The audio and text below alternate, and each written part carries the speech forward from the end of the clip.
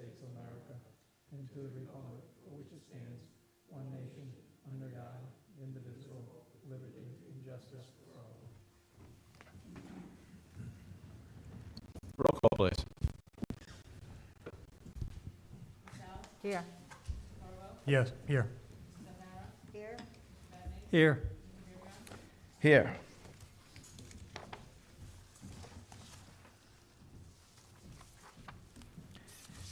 Open forum pursuant to Rhode Island General Law 42-46-6.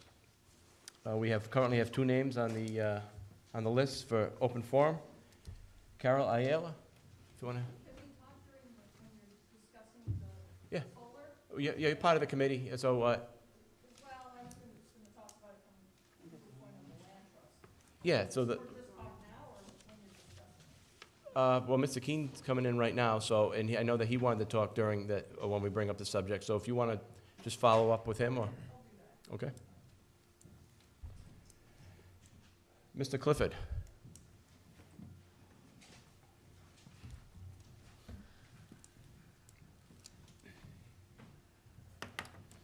I noticed the exemptions is on the agenda again tonight, and I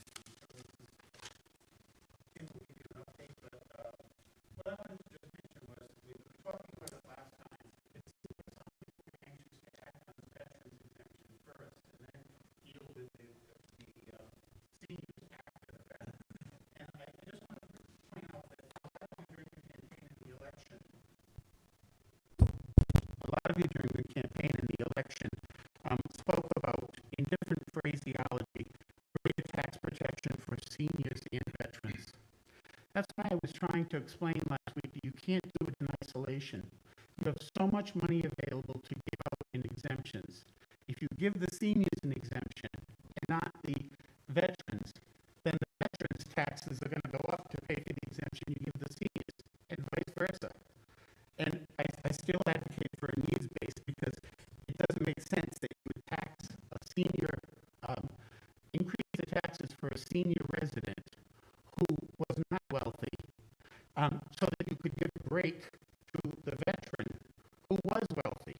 And that's why it should be need-based. But I think you need to think of, if you're going to maintain that pledge of giving greater protection for seniors and veterans, you can't do it separately. It has to be one thing. And it's quite involved to study it and figure out how it would work. So that's one thing. The other thing is the dedicated revenue. It was very vague on the agenda, so I didn't understand it. I just read an article in NRI Now News where we're talking about buying the gold property. And I would just caution that that property has been discussed before, and it should have been articulated on the agenda if that has any involvement in this project, of the idea of dedicating revenue and how it should be distributed.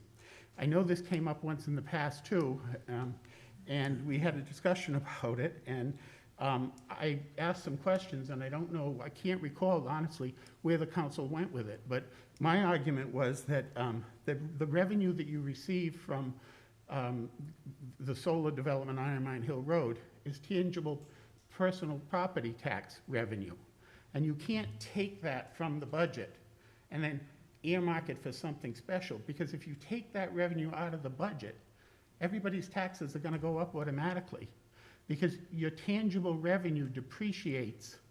The assets depreciate every year. So every year you lose revenue from tangibles, so you're going to lose. If you don't have new industry coming into town in that same year to cover it, you're going to have to raise taxes just to keep the amount of revenue at the same.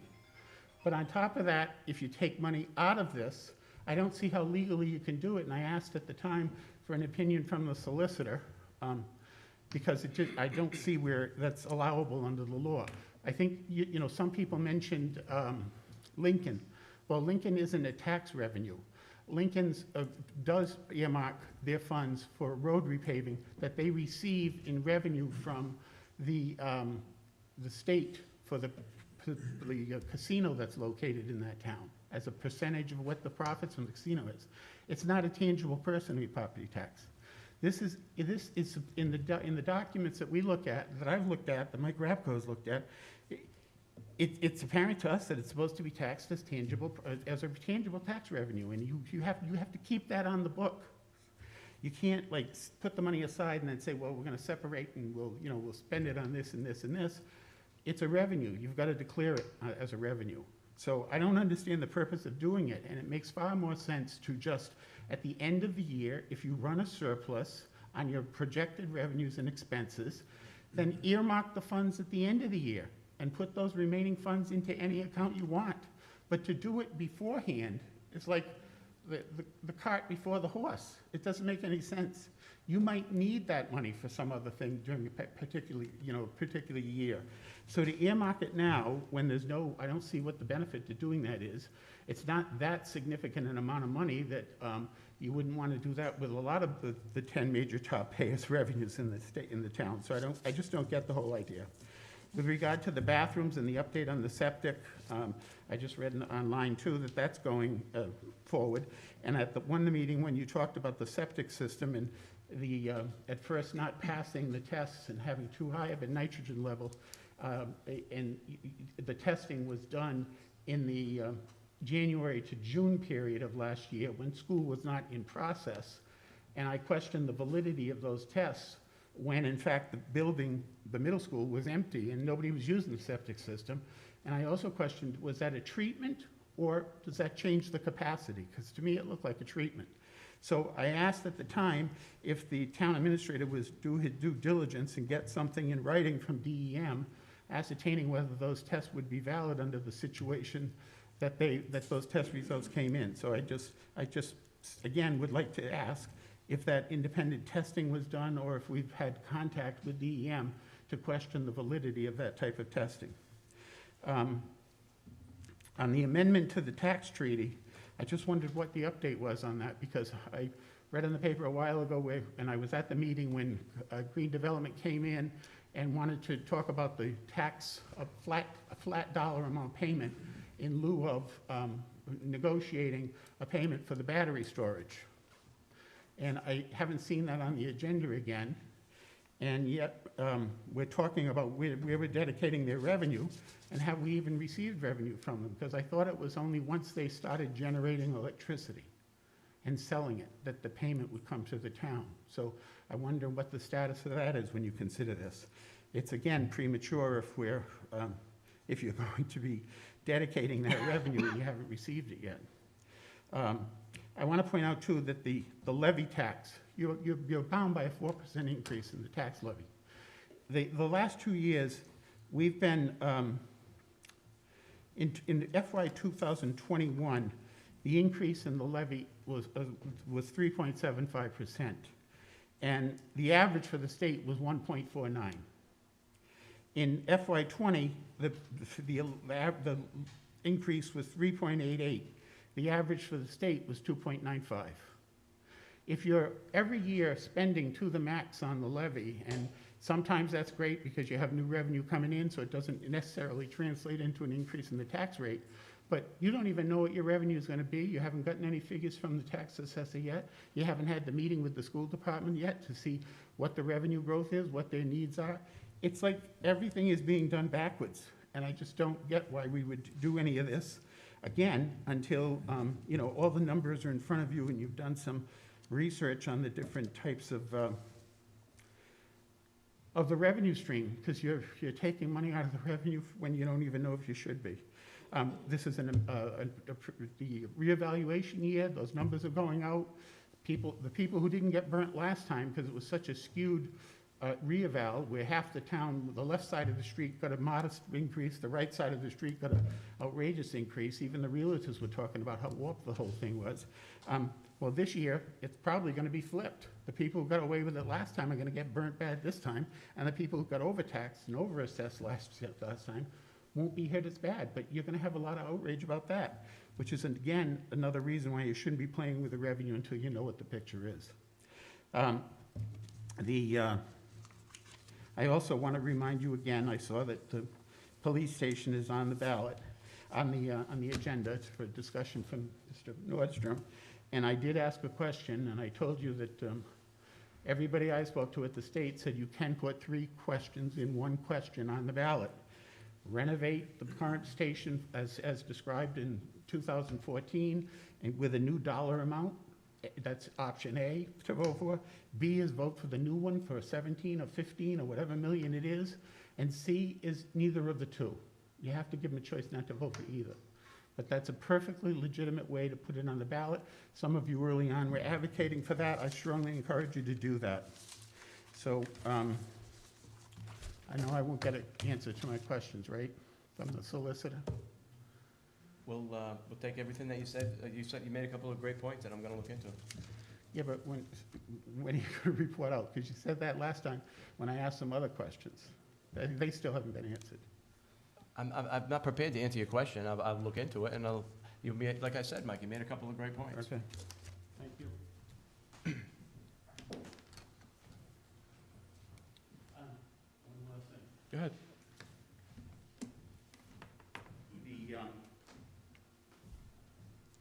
I just caution you again and ask Mr. Igliozzi's advice before you speak on some of these topics, when you start to go array and get off into a tangent, because they're not, I know now from reading those articles what it's going to be discussed. But when I read that agenda item, I did not understand that the Gold property was going to be mentioned. I did not understand that we were going to, be reviewing something for the remodeling of the facility and getting the DEM approval in. So that's not in compliance with the OMA in my mind. And the agenda has to Trust be me. specific. But just because NRI Now does a story, it doesn't mean that we're gonna discuss everything that NRI Now, Okay. okay? And the last thing is, I saw things being passed out, and I also looked at the documents online. There weren't any documents You want one? online for. Would you like one? Yeah, Here you go. yeah, but wait a minute. My point is, your rules of order limit you in just having a discussion about topics unless the informational backup was in the packet on Thursday. Unless that's been changed, I don't know if it was changed in the last couple of years, I don't believe it has been. So you can discuss the items, but by your own rules, you're not supposed to take an action on them. Thank you. If there was no backup material, I think you're getting a little ahead of us. This is just an informational update from, on the concession stands and bathrooms. We're not taking a vote on it. Is there anybody else in the audience that would like to speak during an open forum before I close it? No? Okay, I'm gonna move on then.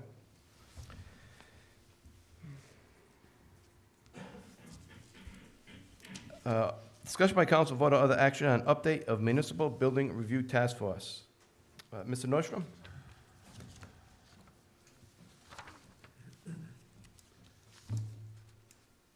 You have some dates for us that you want to discuss? The last time we met, we discussed doing a workshop. I talked to Jeff, I always mess up his name, McElravy. And my concern initially was that we would have to do a contract amendment to have them attend. He's willing to come and not charge the town. Really? Yes. And then depending on what comes out of the workshop, Right, of course. we may have to negotiate something. So anyways, he gave me some dates, one of which I realized is a town council meeting, and we didn't want to do it on the town council meeting night. So the dates he offered are Wednesday, January 12th, Wednesday, January 19th, Thursday, January 20th.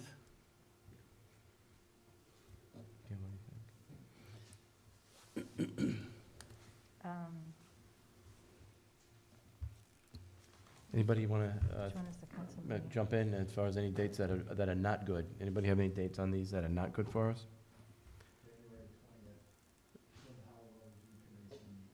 Okay.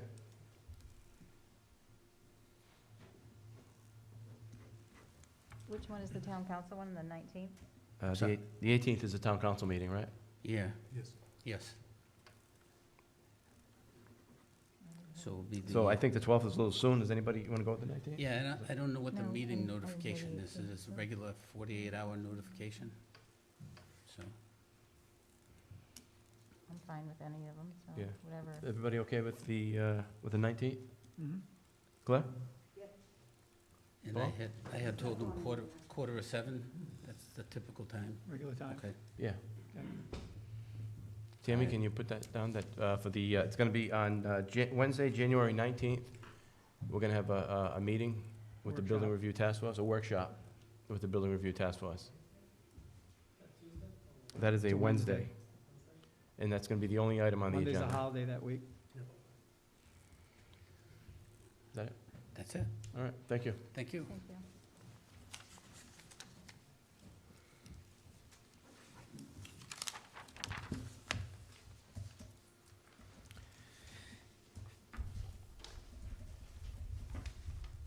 I'm going to, you guys have a little more. I'm going to put yours down. Jeff, I'm going to put you guys with the other. I'm just going to get Mr. DePasquale. Actually, first, I'm going to ask if we're going to move down to new business real quick. F, discussion by council vote or other action on consideration of resolution regarding Operation ZAP. Donna, how do you pronounce your last name? Ketchler? It's Kaler. Kayla, okay. So we are going to start you with a little video. I don't know how many people are familiar about Operation ZAP in 1972, but this will give you a little background.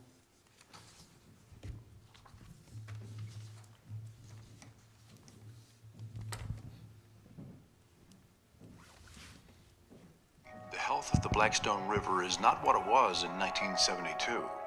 September of that year, Operation ZAP was organized, and 10,000 people stood shoulder to shoulder to begin the cleanup of 150 years of industrialization. The river barely supported fish life. Operation ZAP became the largest hands-on environmental activation of citizens in the United States.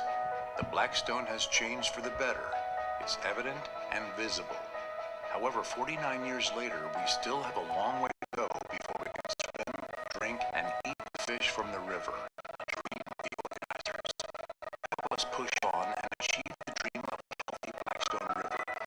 ZAP 50 takes place September 2022. This is our opportunity to create new vigor, new commitment to bring the Blackstone back to health and celebrate the people and the progress made. We'll clean the river, return to where Operation ZAP began, now a national park, and rejoice with new legislation that will ensure the Blackstone River's improvement. In the words of Senator Ted Kennedy, a vigorous supporter of the Blackstone Valley, our work goes on, the cause endures, the hope still lives, and the dream shall never die. The Blackstone River is asking for your help. Will you join us?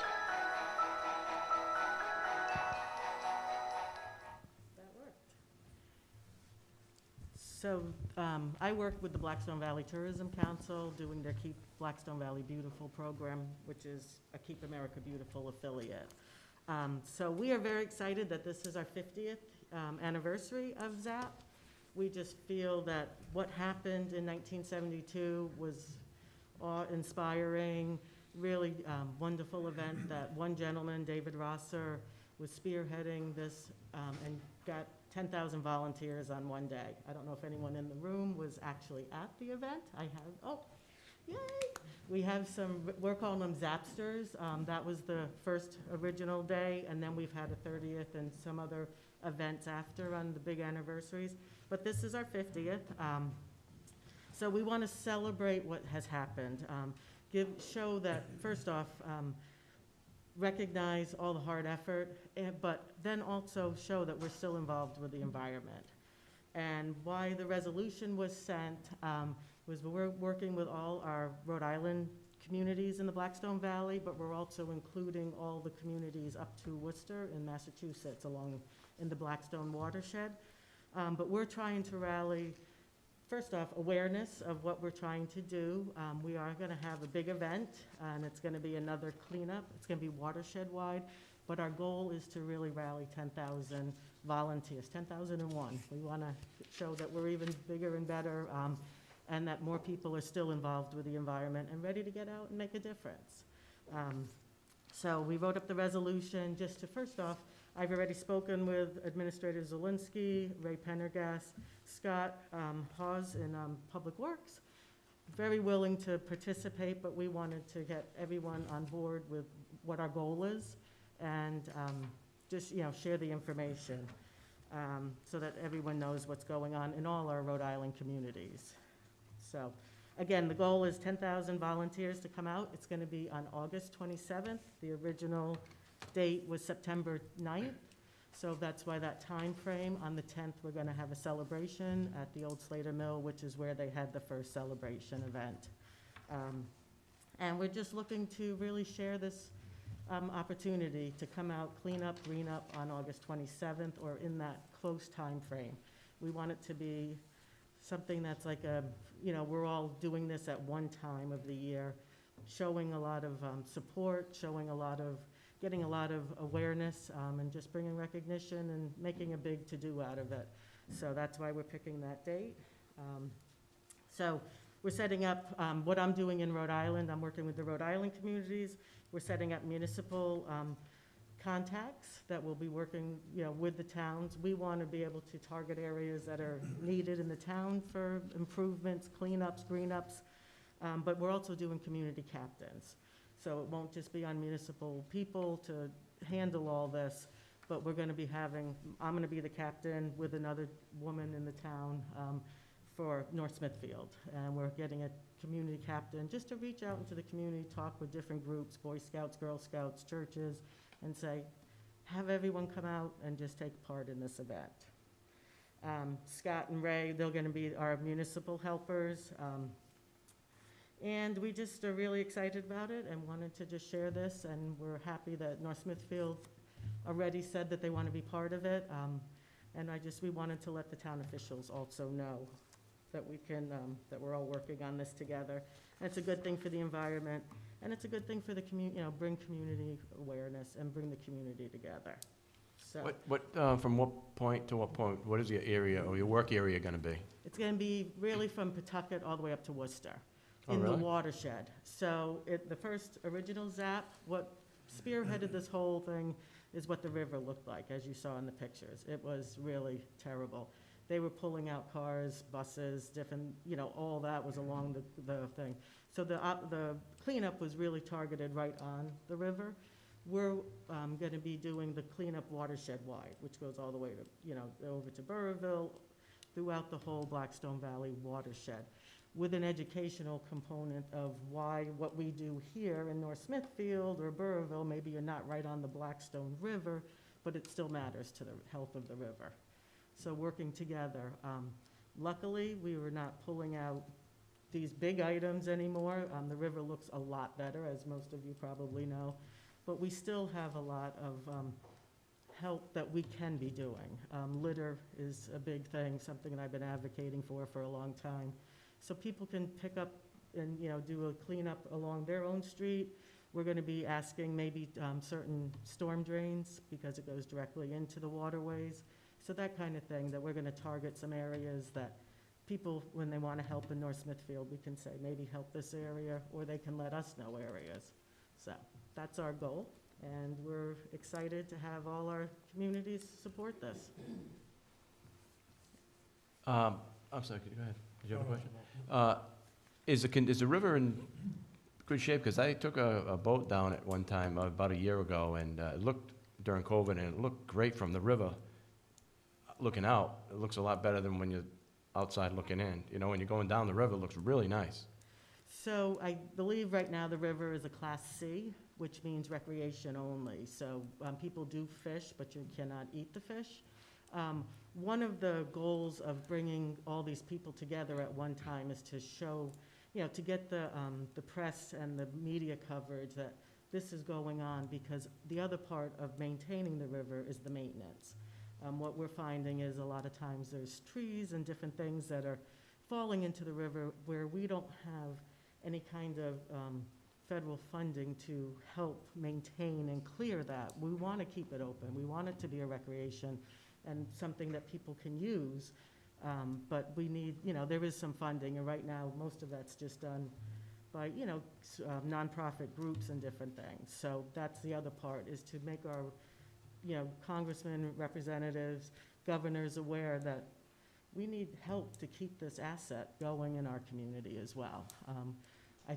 We believe at the Tourism Council, it's a huge asset. I'm sure the town does as well.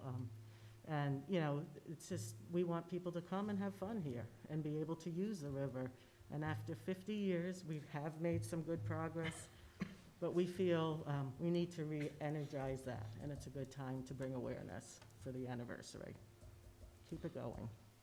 Anyone have any questions or comments? So included in your package was a resolution that I imagine it's the same resolution that's going around to just about every other town that you... It is, yes. David, I don't have to read that whole resolution, do I? Okay. May I make a comment? I'd like you to all take a good look at this lady. She was one of the originators of our Green and Clean Day way back when. And it started, and it was very active within the schools. And you saw much more of it. I'm hoping that we can address the school committee and make it a part of their environmental science curriculum. It's very important, and I think that's kind of slid a little. If you need my help in any way, I've seen what you've done. I've seen the scouts get involved, band get involved, everyone gets involved. And I know the last couple of years it's been difficult, but you started a lot rolling in this town. And, yeah, I think also that's another point of the 10,000. I think sometimes we feel like our little bit can't help. So if we do it and we really see a one-time, effort and results, I think that was really helpful.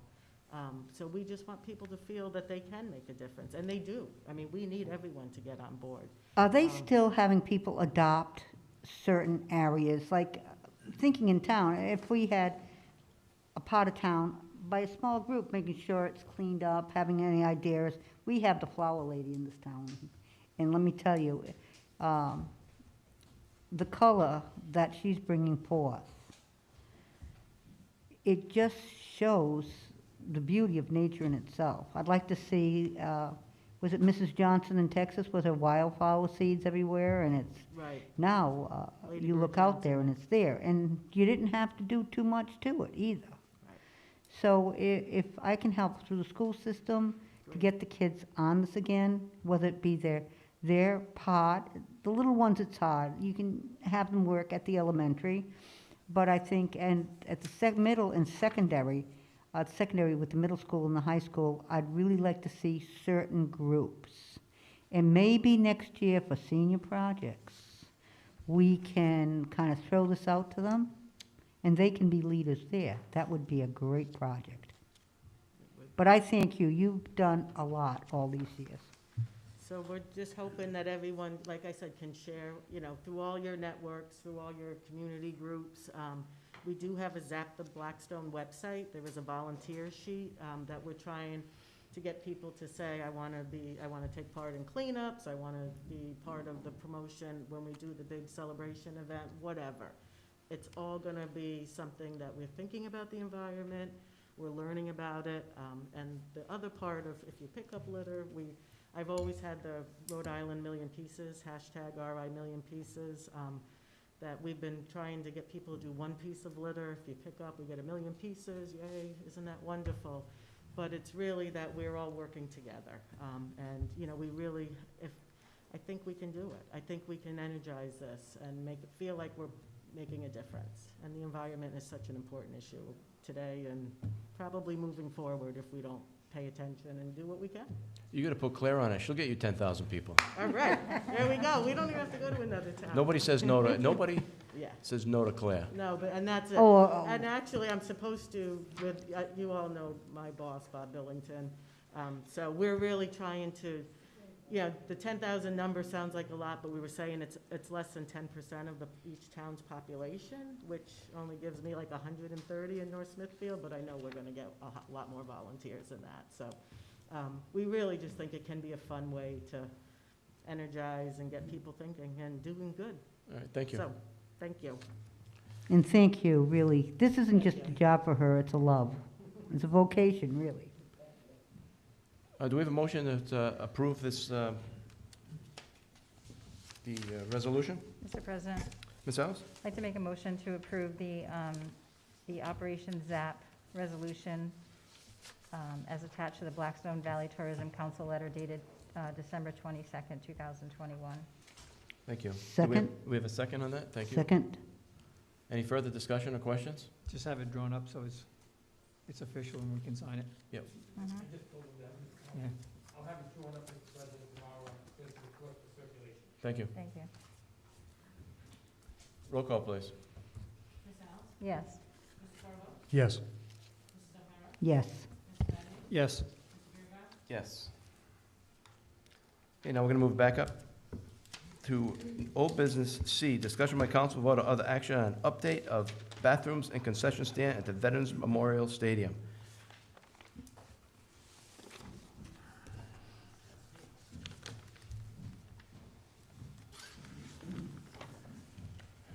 A lot of interest in this.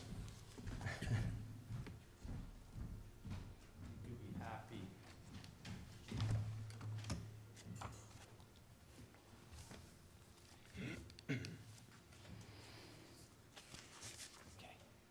So, I have a full set. Really, we have an update from 9/20/21. So I started with that on your first page, page 1, and it basically from August 2020 to September 2021, Green worked with your consultant and the town to get the school up to par to meet the standards. And we'll talk a little bit more about the testing as we get into it. I'm happy to let everybody know on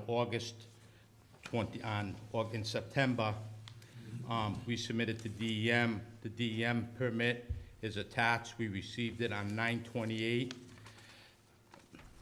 And there's, on the back page, I have another set with the permit and everything in it for you. So, where are we from today and from the permit? Right now, the drawings that you have are 75% complete. So that is, the architectural and structural are 100% just about ready for a building permit. Mechanical and plumbing and electrical are in design. Electrical is gonna be very difficult, but it's in design. So we have redesigned the building 3 times due to different issues. The first issue was the light tower, to move the electrical. The second issue came up with the ADA, that the state wanted the press box to be ADA. There's multiple projects that are not ADA on a press box, but they wanted it, so we had to design a bridge. So we designed it 3 times, which the drawings that you have reflect it. We are planning on, RGB has a letter attached farther into it, but we're planning on submitting the building permit on the 24th of this month. That's gonna be the building permit and the structural permit, and we're gonna submit with a demolition permit for the existing concession stand. And we're gonna try to make things safe for the electrical, because the electrical configuration it's very complicated, but that's our goal there. We're planning on submitting the remainder of the design, plumbing and everything, on the 24th of February.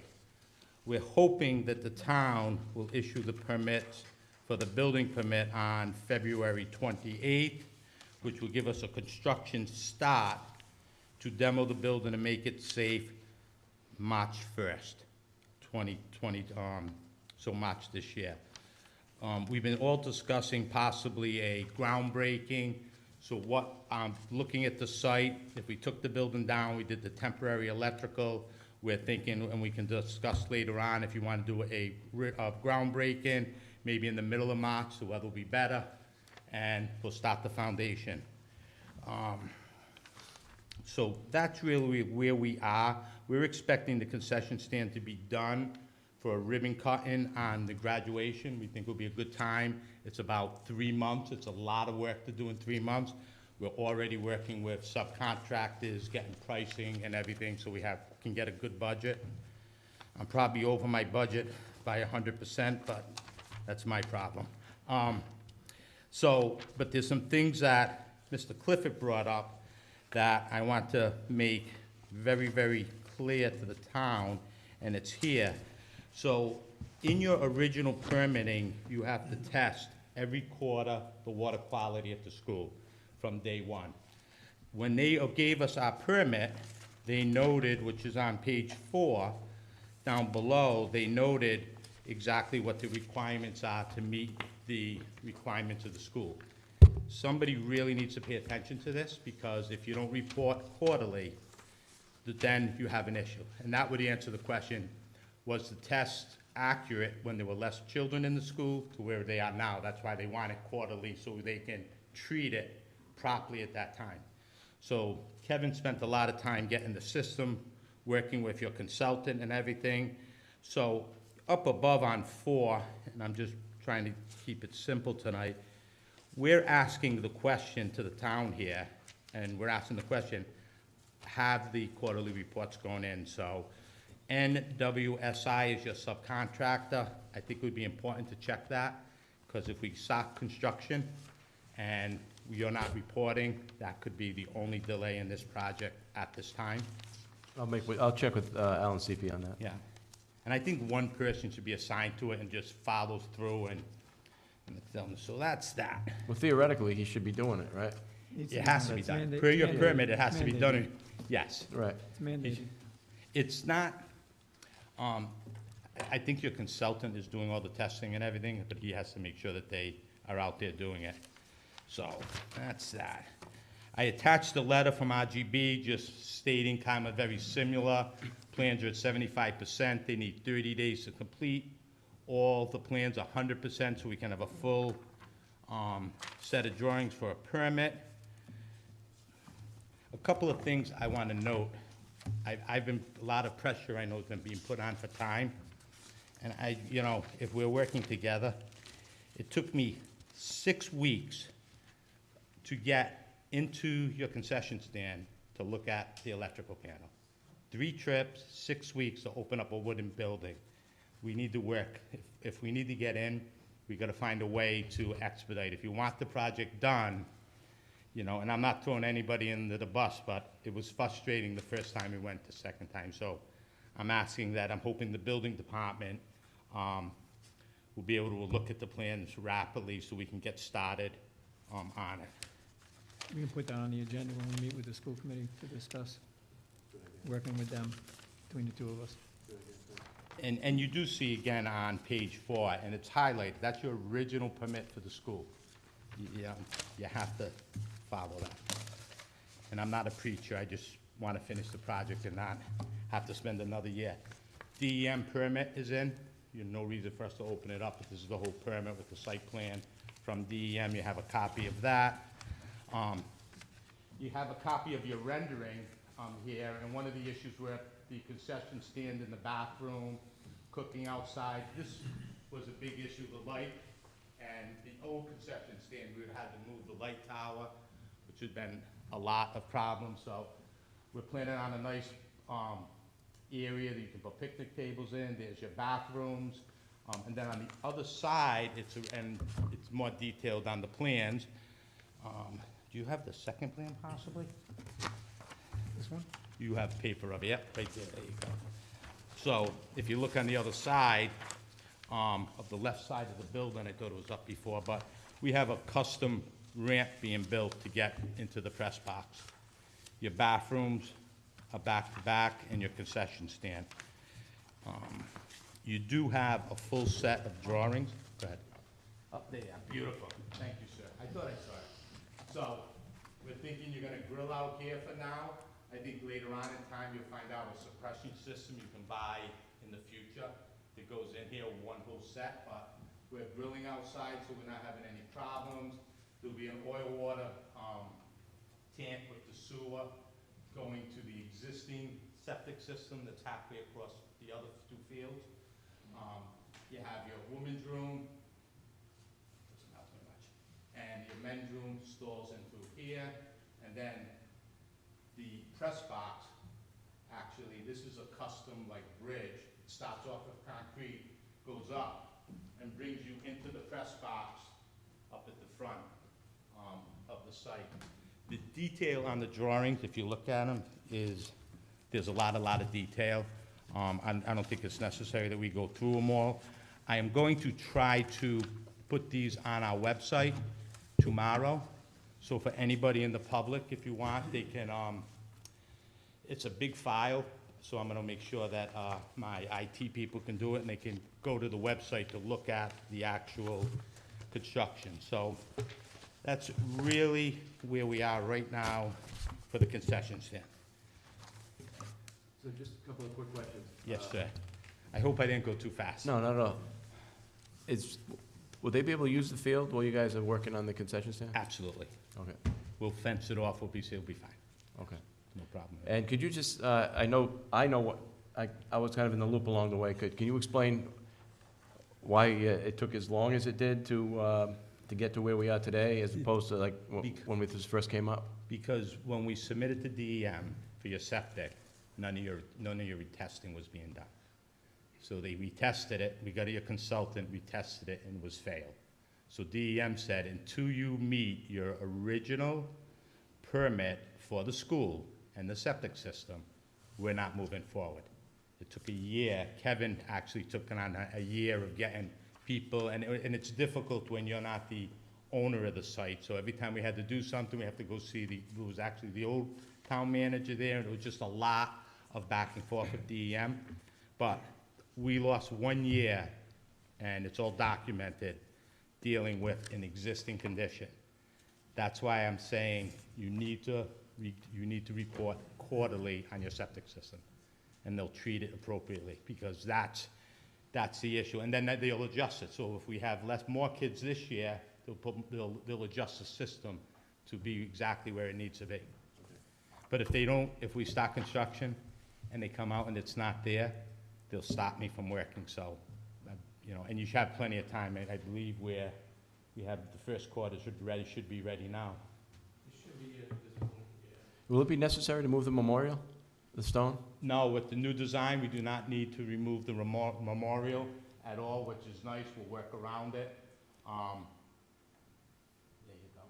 Yeah, so the memorial. Oh, there it is, yeah. So we're not gonna have to remove that. We're building a retaining wall here, which we might adjust a little bit to give more area for cooking on it. So I will post the plans on our website, and it'll be very easy for people. I'll send you the information, or you can post them however you want. Okay. Anyone have any questions? So how high is the actual press box? Like when you sit inside it, how elevated are you from the ground? I'm gonna say, I can give you exact if you want, but your feet are probably sitting about 8 feet above the outside ground there, 8 to 10 feet, because the back wall here is 12. But I'm sure if I, The front part of the building go ahead, Ken. is about, it's not full height, like 6, 7 foot. It's about 5.5 feet. So that's gonna be used for some storage, some of the mechanicals, obviously, we sit in that, sort of the green area below the press box. Those will be accessed, like that. So it sits up about, 5.5 feet, give or take. We're still working with some elevations with RGB. What's that say, A200, A100? The plan's a little small. I would have liked to have built you larger plans, but I'm looking at it. Your feet is about 10 feet up, so 8 feet above, so as people walk in front of you, it won't block your, Yeah, the limitation is the handicap ramp comes off the parking area behind it. You can only have a 30-inch rise over a certain distance without getting into landings and having a real complicated ADA access. So we're bringing it up the maximum we can, and that's basically the press box floor at that point. Anything else? Anybody else? No? Well, thank you for the update. all right? And I will find a way, and I'll get some larger, I can email a full set to the town, and you can open them up and see them a little better than this. And I That's great. apologize, I didn't get a chance to give you a whole set on this tonight. Next time I will. It'll be great to have this facility available at graduation. I'm looking forward to it. Thank you. Thank you very much. Good night, everybody. Thank Right. you.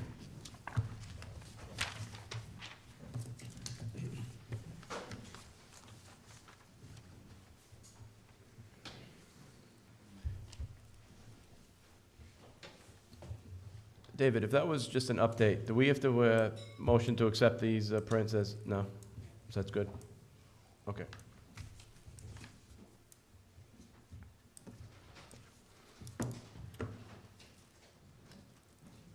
Okay, we're gonna move down to new business, which is gonna be, we're gonna coincide that with B on old business. So discussion by council vote of action on Halliwell Review Committee. Mr. Porter, do you wanna? Mr. Corriveau, did you wanna speak first on this, or? No, we actually didn't meet between last meeting and this meeting, so. Okay. And I know we delayed a few things that we discussed last meeting, so I think that's what Jeff is going to go over. All right, sorry, I got interested in the architecturals of that plan. So we provided a letter to you folks based on our December 16th meeting. If you don't mind, I'd just like to run through some of our final recommendations, just to touch base so that everybody understands where the Halliwell Review Committee is coming from. So, like I said, on December 16th, we discussed our final recommendations, and we have about 4 recommendations that we'd like to give to the town council. So firstly, we had a discussion about the existing buildings, and based on the reports and the assessments by our consultants, and we recommended to the council that the buildings be abated and demolished expeditiously. Secondly, we recommend that the town, through the Halliwell Review Committee, continue to investigate and evaluate the potential community uses of the property within the context of the town's master plan and existing and upcoming public facility needs with additional public outreach and involvement. Third, we recommend to the council that the town moves forward with a request for qualifications for an architectural and engineering firm to further study a master plan and conceptual designs of the property based on the information that has been provided and continue to move forward. We did put together a draft RFQ for review by the council and solicitor and the finance director. The committee had voted to allow me, the chairman of the committee, to work with everybody to kind of finalize that, to get that moving. And then fourth, we recommended to the council that the HRC further explore partnerships with the community-based organizations, and with town council approval, have the ability to create a subcommittee for such purposes. And then lastly, we discussed what we'd like our future goals to be as we move forward with the acceptance of the council, that we modify our resolution and duties to the following: with oversight and execution of the RFQ and contract, exploration of the viability of wetland areas for recreation purposes in conjunction with the town planner and DEM, investigate funding opportunities and work with appropriate town entities to explore financial considerations, explore partnerships with community organizations, and continue to explore and evaluate potential community uses of the property. And it also want to just underscore that the 9 members on the board are very enthusiastic about what's the future of this committee is going to be. The other 8 individuals are very dedicated to this project and still continue to be very excited to see what the next steps are. So I am here with the Vice Chairman, Chris Simpkins, as well. So if you have any questions, we're certainly happy to answer them. Chris, did you want to add anything to this? Or you just? No, I think that sums up well. Okay. Does anybody have any questions? Mr. Porter, for Mr. Porter? Just a couple of quick things. Mm-hmm. I just don't want to see, us get too far ahead of ourselves. Sure. For instance, and I don't mean any slight on you or your committee, but the committee is an advisory committee, and they can't really authorize you to go and work with the solicitor or work with the finance director. Certainly. You know, I just don't want us to get too far outside of our scope. Yep. You know? Not a problem. And so I'm thinking, we're gonna have to take down the buildings, that's first and foremost. That's, we all agree on that. That's number one. It's already, if I may, it's already, some of that's already in progress. I Right. assume we're doing the abatement program, and so that we'll be able to go out and get bids for demolition, so. So that's the That first process, and that foremost, that has process to is get starting done. to go, which is probably the most important piece. Right. Yeah, We're we- lucky that we haven't had any incidents over there Mhm. yet, you know? And then, what would come after that? A master plan? I was thinking, the committee was actually thinking that a lot of things could probably be happening on parallel paths. Okay. So while the abatement is being done at Halliwell, we can put forth the RFQ for architectural and engineering services. And we go through a similar process like the MBRTF just went through with the police station and bring on an architect and an engineering firm and get an understanding, pick up where Weston and Sampson has now left off. They provided us with some very highly conceptual land use planning. So now we want to start getting into what's going to actually, if we're going to still be moving forward with the building, what is going to be in this building, the programmatic elements of it. If, we're going to be looking at a community center, well, what kind of features are we going to be putting in this community center? Are we putting in a gymnasium? Are we putting in maker spaces? Are we putting in rentable spaces for people to come and teach classes? Are we going to be looking at, there was mention that we could have a satellite office for the police and fire stations, just really starting to understand and nail down what the community wants to see in a community center type building. So now you're the architect, so I could be getting it wrong, but are we getting the order mixed up? Like, shouldn't the committee come up, shouldn't the committee and the council finally decide, okay, this is what we want to do, and then go out for the RFQ? Why do you want to go out for the RFQ before we know exactly what we want to? Because I think we need to ask more questions. I don't think, the initial design charrette that was held by Weston and Sampson was a very high-level conceptual planning study. This would be the next drill down. This would be the next step of drilling down into a master plan, what we call in our business is schematic design. So really, it's the next step that we would be going into. This is something that I've done plenty of times with other projects through my company. Is we do a high-level conceptual study similar to what Weston and Sampson has done. Now we're going to take that study and improve upon it. We're going to really start to understand what's going to be in this building, what it's going to look like, how much it's going to cost, and it's really the next step in the process as we move forward with this.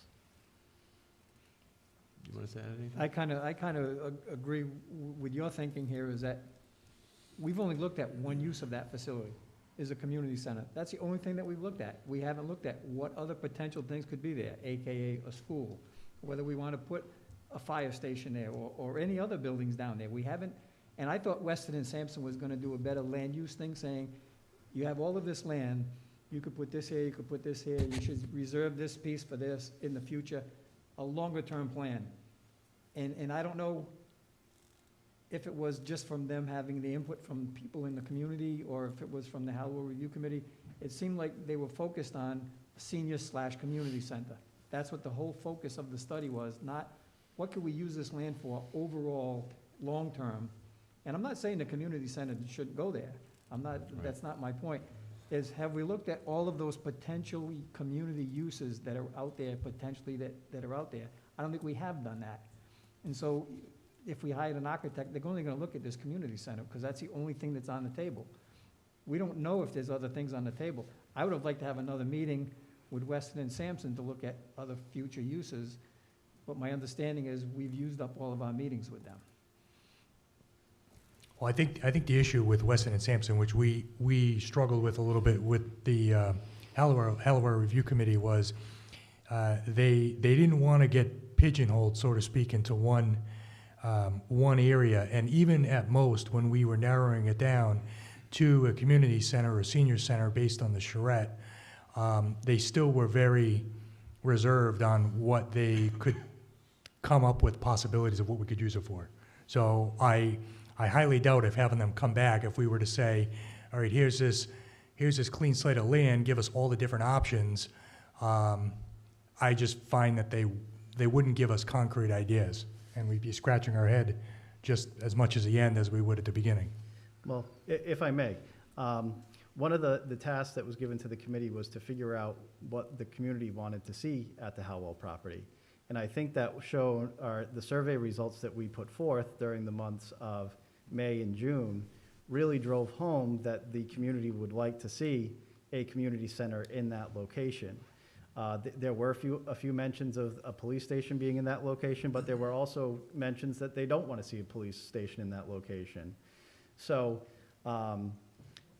that was the initial direction that we had come to the conclusion based off of the input from the townsfolk. Now, if we want to continue looking at further options, we are certainly open to that. However, I think it was pretty universal throughout the town that folks want to see some sort of community center there. And that's why I'm suggesting that we move forward with the RFQ so we can continue that momentum, because there's excitement behind a community center. We don't have a community center in town. We have Scouters Hall, but that's limited at this point. And I think at this point, it's, the one thing that we're concerned about is losing the momentum that we have and the excitement about the property. So, while one of the other things that we did make note of and we did discuss is that during this master planning process is that we do have a meeting with either the school committee or the superintendent and figure out, okay, if there is going to be a need for a school, how much space do we need? And let's look at this long-term, master planning it out, that we're going to need X amount of square feet in this location. So then that way, if the future need comes that we need another school, then that area is reserved. From what I gathered from the meeting with the Weston and Sampson, it was that there is no, that piece of land is not nearly as big as we thought it was, because it's mostly wet and unbuildable. I think we need to look at it a little creatively, though. I think there's the ability to section off areas. There were constraints on the property, but it's not as dead as what they're. The situation isn't as dire as it sounded. Okay, good to know. Because there's certainly the ability to regrade. It just comes at an increased cost if we're gonna start to think really creatively about how we wanna use it. That would be the only issue, because we would have grading issues, but we can certainly work well with outside of the wetland buffer zones. You can replicate wetlands if you need to. Exactly. So there's options out there. And that's why we're saying with this master plan, it would be the next step from what Weston and Sampson gave us. So we would be able to identify, okay, this is an area that's going to be reserved for schools when the need comes for it. This is going to be the area that's going to be reserved for a community center. This is going to be the area that's a community garden. These are the areas that are going to be the passive recreation that go through the wetlands. So I think, again, like I said previously, this next step is just a further drilling down of some of the concepts that Weston and Sampson provided us, but with a little bit more dedicated research and understanding of what the town needs as we move forward. All right. Now, are you looking for an action from the council tonight? Are you looking for us to? Ideally, it would be great if you guys had a vote tonight on some of these items.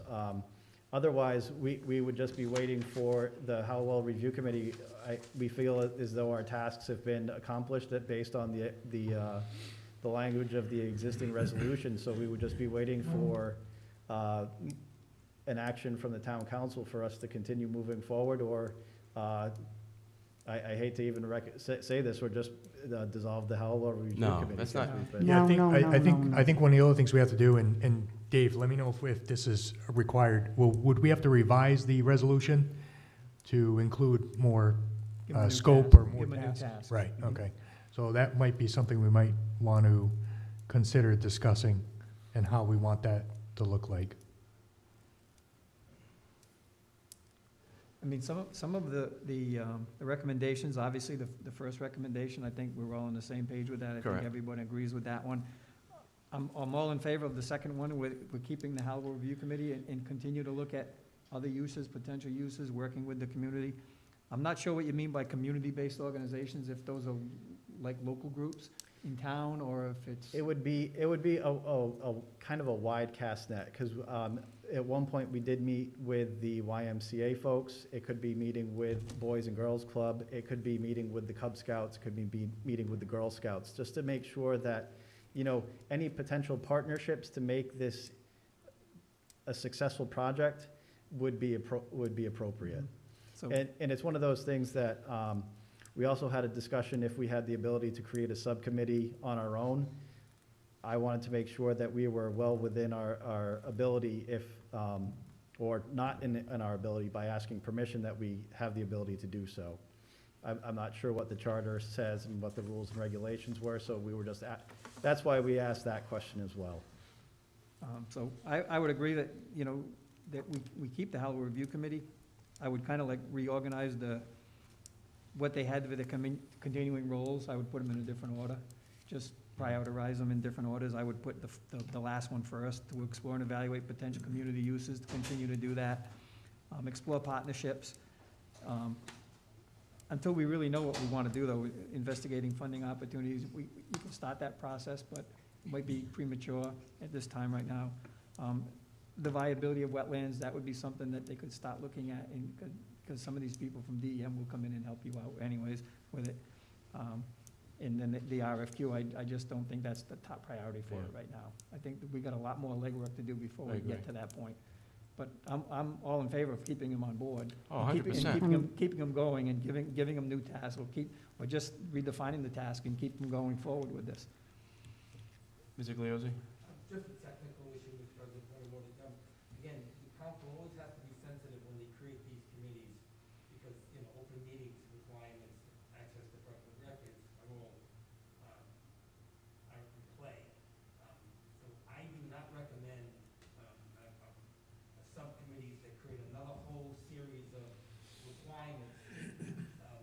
Somebody who's not paid, don't forget, the town does not, as a matter of course, support advisory committees with the clerk's office. They don't support it. The committees take it upon themselves for compliance. And that's a lot of responsibility, and we've had problems in the past. And my advice is strongly against authorizing any advisory committee to have the authority to create subcommittees. Unless you're going to support them with the clerk's office. You're gonna have the clerk be the clerk of that committee, that's a different story. Because don't forget, the clerk's office has to certify every year that they've taken those courses and that they're responsible. Technically speaking, the clerk's office is responsible for the record keeping of those advisory committees, even though they don't support them by state law. So that's and you know how problems happen when people don't get the information, or they believe that information isn't being done right, or a meeting isn't being done right. Those are my concerns from a legal perspective. Other than that, obviously, well-intentioned people deserve your support.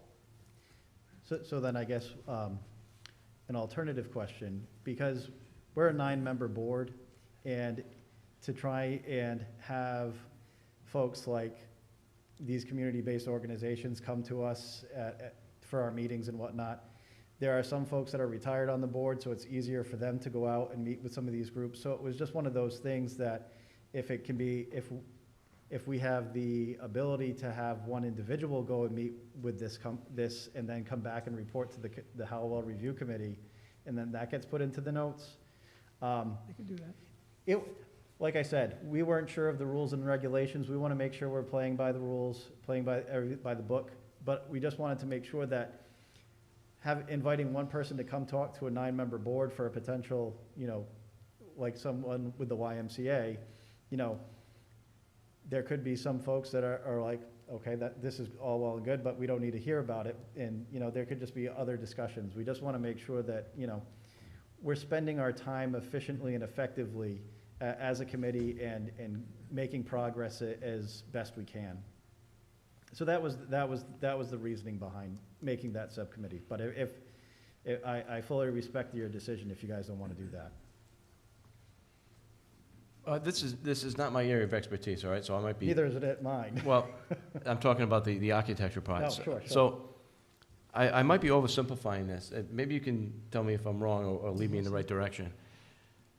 I thought when we established the committee, and Weston and Sampson, that you guys were gonna come up with, okay, this is what we want.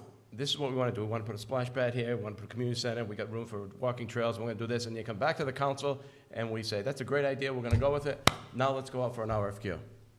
That's what I thought was gonna happen, but why doesn't it happen? Like, that's not where we are. It was the way the original RFQ was written.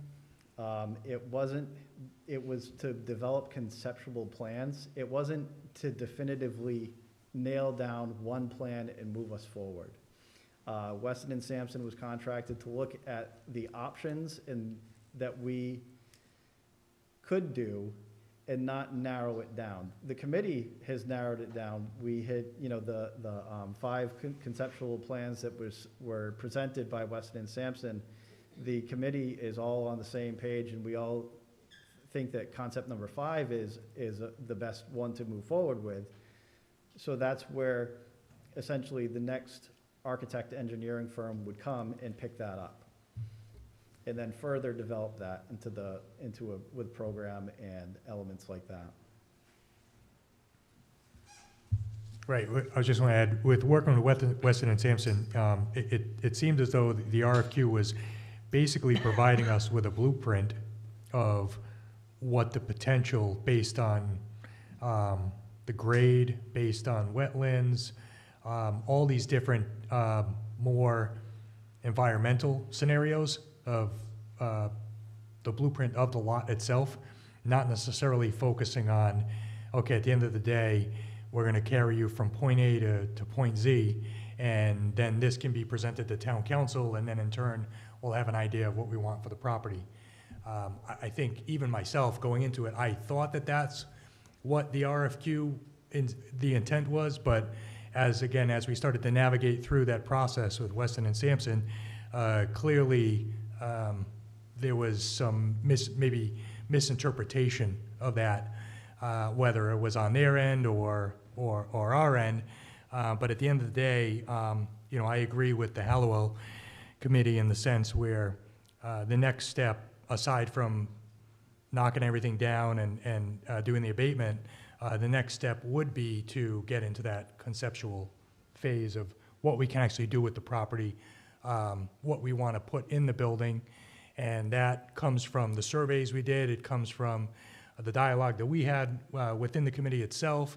And then also during Pumpkin Fest, when we had the conceptual designs, and again, going out to the public and asking them, okay, now we've narrowed it down to 5 visual concepts. Which one are you leaning towards? So I think, we did take something that was nothing and made it into something that it is now. But I think the next step is, as Jeff said, kind of fine tune it.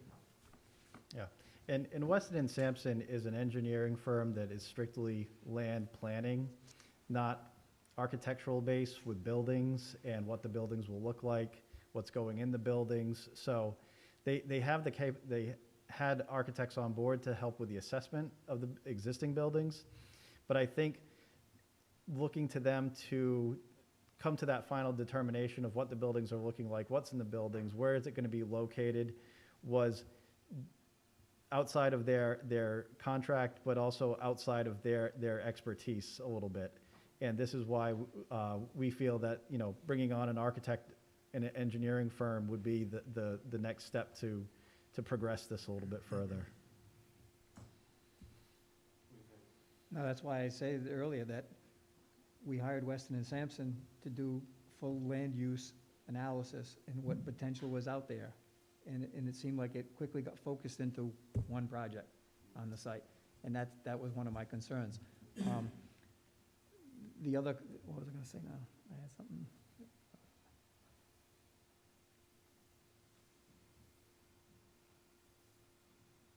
Bad sign. Huh? Bad sign. I know I'm getting old. I just think that one of the things that we missed out on was when the planner left, the planner was kind of overseeing this, working with Weston Sampson and the Halliwell Review Committee, and he had a better handle on it, and I think that when he left, it created a little bit of a vacuum there as far as the coordination with what Weston and Sampson and what the town was looking for. I think that was part of what created some of maybe the confusion. I don't think if that's the right term, but I think that's part of what happened there, is that when Tom left, it created a vacuum that Tom understood because Tom helped write that RFP. So Tom understood what he was expecting from Weston and Sampson, and then when he switched jobs, we lost that continuity without having anyone to fill it, and that may be part of it, and I can't say for sure, it's just a theory, you know. Well, I think also, I mean, you know, the first thing that we started off was with the townwide survey, and we got tremendous results on that. Well, we didn't get an overwhelming response of, you know, putting in a new fire station or putting in a school or putting in a police station or even selling the property. And then with that data, we then shared that with Weston and Sampson. I think they took that and, as a relatively quick follow-up, did the charrette at the beginning of the summer, and that kind of reiterated what people had already presented in the survey results. So, you know, I feel as though, you know, if at this point, you know, we kind of look at it and say, well, okay, we're going to backtrack, and, you know, what would be the potential of a police station? Now you've more or less negated what the community has leaned towards, you know, and I think we just have to be mindful of that. Yeah, I'm not asking to come up with different concepts. I'm asking to come up with a concept and saying, all right, this is what we want. We had the charrette. Yep. We had the Pumpkin Fest. We had the survey. And this is what we came up with. We want to do X, Y, and Z. And we want to do this. We walk, Then you comes to the council, and we look at it, and we're like, yeah, you know what? That's really nice. We agree with that. Now let's go out for a review. That's why isn't it that way? Why isn't it happening that way? Well, I think, I don't know if maybe we were speaking the same language, but I think we are there, like Jeff had said, with Concept 5, which is one building. So we did narrow it down from 5 different scenarios, and concept number 5, which is essentially one building, and what we can put in that one building, whether it's 2 stores, 2 stories, 3 stories, you know, regardless, I think we are there. At this point, it's a matter of saying, okay, what does it look like? Is that a fair assessment? Yeah. I'm trying to think a little bit about. And I don't mean, maybe I'm oversimplifying it, but school me, tell me. It's okay, oversimplified is fine. But I think the process that you just outlined, we want X, Y, and Z, and now we go out to RFQ, we have X, Y, and Z. It's just a very high-level concept right now. So now we're gonna get an architect on board to further develop that concept. So then that way we know cost, we know what it looks like, we know what's in it. And if you read the RFQ, we're asking the architect to come back and do 3 more public charrettes at various that we would schedule at various times. So there would be more community input and involvement in this process. So then that way we can really say, okay, we've now had 3 meetings with community folks that have come, they've given their input. We really have a good handle on what people are expecting to see at this Halliwell property. And I know from experience the amount of work that now has to go into, the next steps. It's gonna be there's gonna be a lot of drawings, there's gonna be a lot of, we've asked, in the RFQ, I'm actually asking for 2 concepts that get priced out. So then that way, we have the ability to say, okay, well, there's, you know, here's our master plan that we've developed. Here's a concept where the community center's here, here's a concept where the community center's here, and we know the price of both. So it's, as I've said, it's just really now narrowing down our focus a little bit more to get to where we need to be.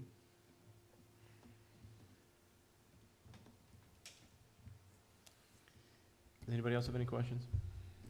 So with the Halliwell Review Committee, so obviously there's still a lot of questions out there. So couldn't the next step of the committee be community-oriented, but more of an open space area? Because, we're already looking at a police station, and now, yeah, a community center, but does it really need to be a building per se right now? Could it be just open space and we do some work to it, and, there's things that people go there for, whether it be the concerts, whether it be, an ice rink, whether it be some sporting fields, whether it be, some picnic areas or stuff like that, that at least we have some sense of the community coming together, but it's also not an overpriced project right now until we Right. really know where we want to go and how big we want to go. And So part of the RFQ that we've outlined is a phasing plan. So if we find that right now we have a lot of priorities in town that we want to spend money on, we as the committee understood that. So we were starting to look at things as we create a master plan. Within that master plan, we start to now pick out different items. So we can determine that the community garden is priority number 1. The passive recreation trails that can go through the wetlands is priority number 1. You could have the ability to split the building. So if we do build some sort of building, that can be phase 2. And then the other half of the building can be phase 3.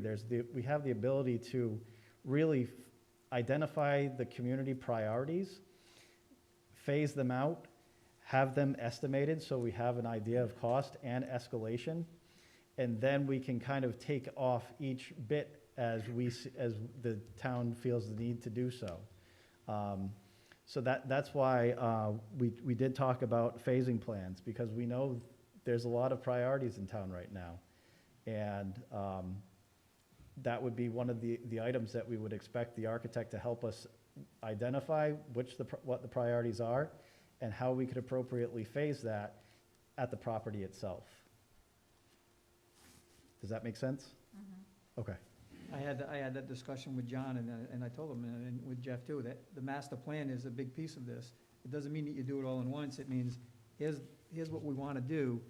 And maybe to oversimplify it, it's like when you're building your house. You can say you want your kitchen here, but you can't just look at just the kitchen, this is what I want. You have to look at where your bathroom is gonna go, so you know where all your plumbing goes. And so this is kind of like that, where you're building a whole thing, and you gotta know where all the pieces are, or where they could be, before you do just one piece of it. And so the master plan is important. I'm just not ready to start designing a building yet. Yeah. I wanna see where all this stuff potentially could be, including potentially a school, because I do believe within 10 years, with the development at the Andrews Mill and Rankin Estates and some of these other things that are on the table, in 10 years, you're gonna have 500 housing units that potentially could be built. Those 260 units that are gonna get built off of Great Road, that's a reality. Woonsocket neighborhood doesn't walk away from those projects. They're in for the long haul, and they're gonna build those. And we're gonna be stuck with it, That's not a done deal, but, Huh? that's not a done Well, deal. they're pursuing it full on, and, I don't, when they start doing those projects, they finish them. Yeah. Not right away, but they finish them. Yeah. And so, there's potentials out there, and so we need to be wary of those things. And so I want to see what we're going to do on that whole piece of property, the whole thing. And that's part of that master plan, before we even start, okay, let's see I want to see where all the pieces of the puzzle fit. As Councilor Vadney just said, this master plan will essentially act as a roadmap, similar to our comprehensive plan for the town. It acts as a roadmap for us to go next 5, 10, 15, 20 years. So I don't think at this point at least myself personally, I'm not expecting that this is gonna be a one and done project. This is gonna be a long haul project. And I know that the committee members are certainly dedicated to it in making sure that it's a successful long haul project. So I'm in complete agreement. If we need to change this RFQ to say master planning exercise, then we still do need the professionals to come on board to help facilitate the community input sessions, to draw things up. This would be a a pretty significant project for me as an architect to take on alone, so we do need those professionals to come in and help us out. If I may add, we need them to help prioritize and help us understand costs too, because we have a bunch of things that the community wants from this, and we can sort of say, well, more people want this, but it might not make sense for us as a community or on that particular piece of property because of cost considerations, because of other things that we want to do. Like Jeff said, we really need those professionals as part of this next step to help us take all of these things and figure out what's realistic, which of those things go together and make sense, how can we sort of, prioritize, use the funding for this project in a way that's going to make it most beneficial for the town. Because for us, it's throwing darts at a dartboard. Somebody wants a pool, great. But Chris, I think right now you're too broad, you know what I mean? I was hoping that the committee would say, we've narrowed it down, this is what we got, this is what we want, and what do you guys think? And then we either vote yay or nay, and if it's a yay, then we move on it. But it seems like, I can't picture what's going on here, because I'm not part of the committee. So, that means if I can't picture what's going on, then other people that in town can't picture what's going on. Maybe if you, I don't know, what, option 5, I don't remember what option 5 is, And I think we gotta see, so we can have a concept of what you're talking about. And I think that would be the case for everybody in town. They wanna see, we need a concept of what you've got, what you mean, before we go out and take it to the next step. Well, I think you have the concepts in front, or you had the concepts in front of you a couple of weeks ago from when Weston and Sampson provided their presentation. And that's where they've ended. But is that what you're saying now? Are you maybe we need a joint meeting where you guys say, okay, this is the plan. This is what we want to do. This is what the 9 of us finally agreed on or voted on. And this is this is the plan for Halliwell, and now we want to take it to the next step. And I think this, essentially, we didn't take a final vote on concept number 5, but we were in unanimous agreement that was what we were moving forward with. Okay. So if you'd like us to have a final vote on that, we can certainly have our next meeting, have a vote to move that back to you folks, that we would. And then you come and you show us what concept 5 is and what you want, what you want to do, and. I mean, yeah, because honestly, we're now at concept number 5 that was provided by Weston and Sampson, and now we're ready to further develop that into a more developed master plan.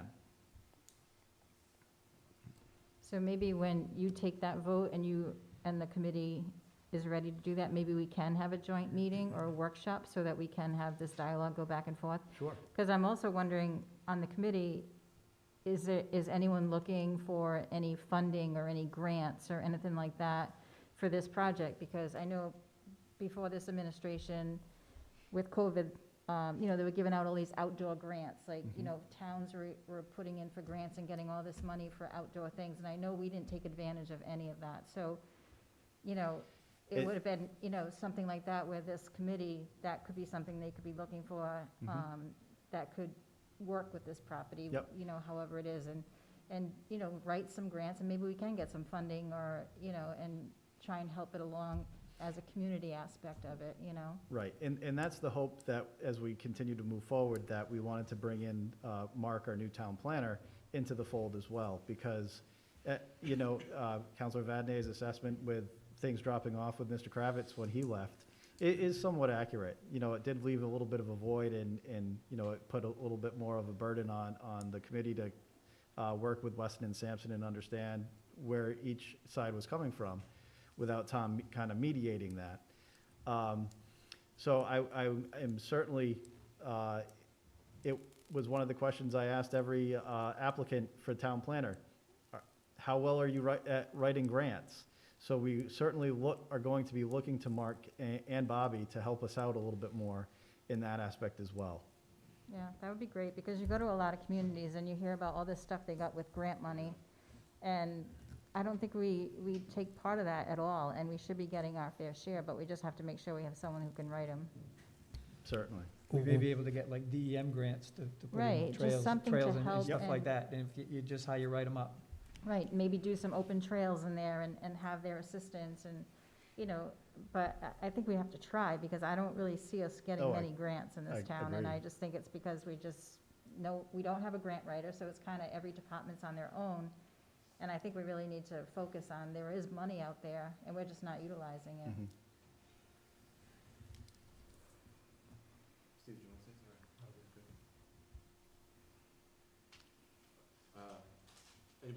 Anybody else have any questions or comments? I don't know if anybody's ready to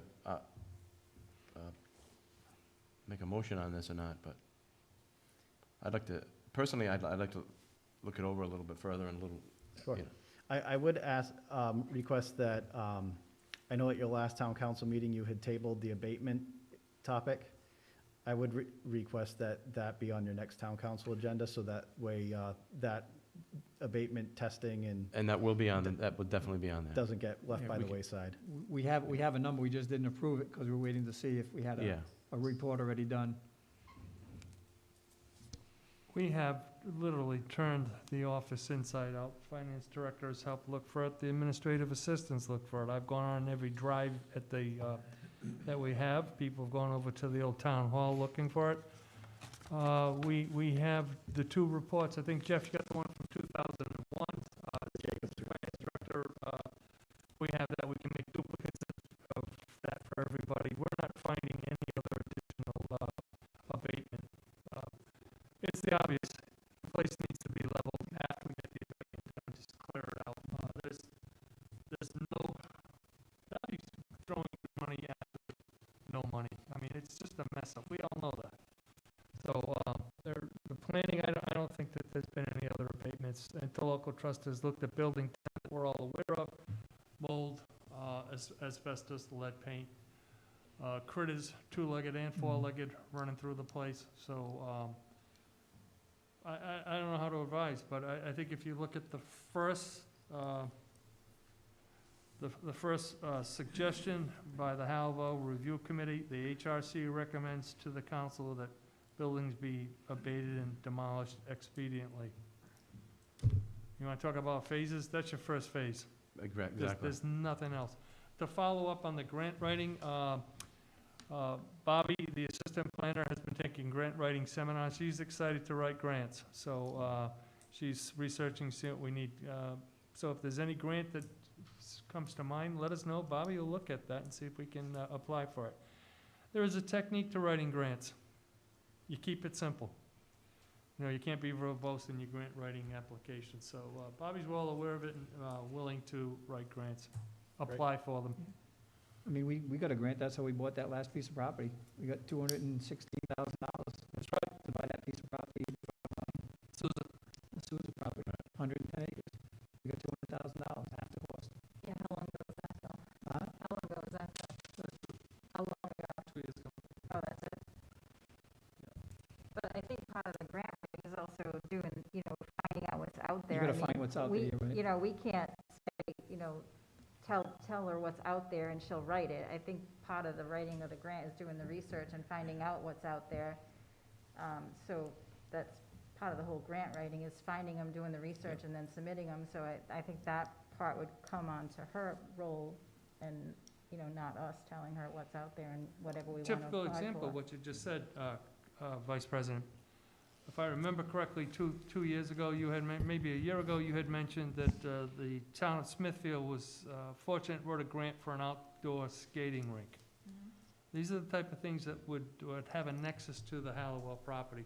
There's Right, water, and- there's electricity. These are the type of things that we should be looking for.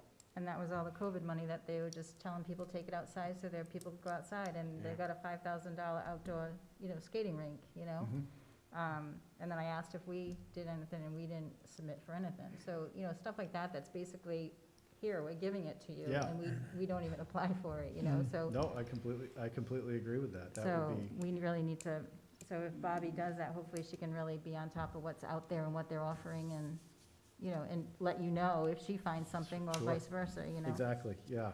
That can certainly be a topic on our next agenda as well, because there are some very eager folks on our committees to be spearheading that, so we can certainly add that to our list.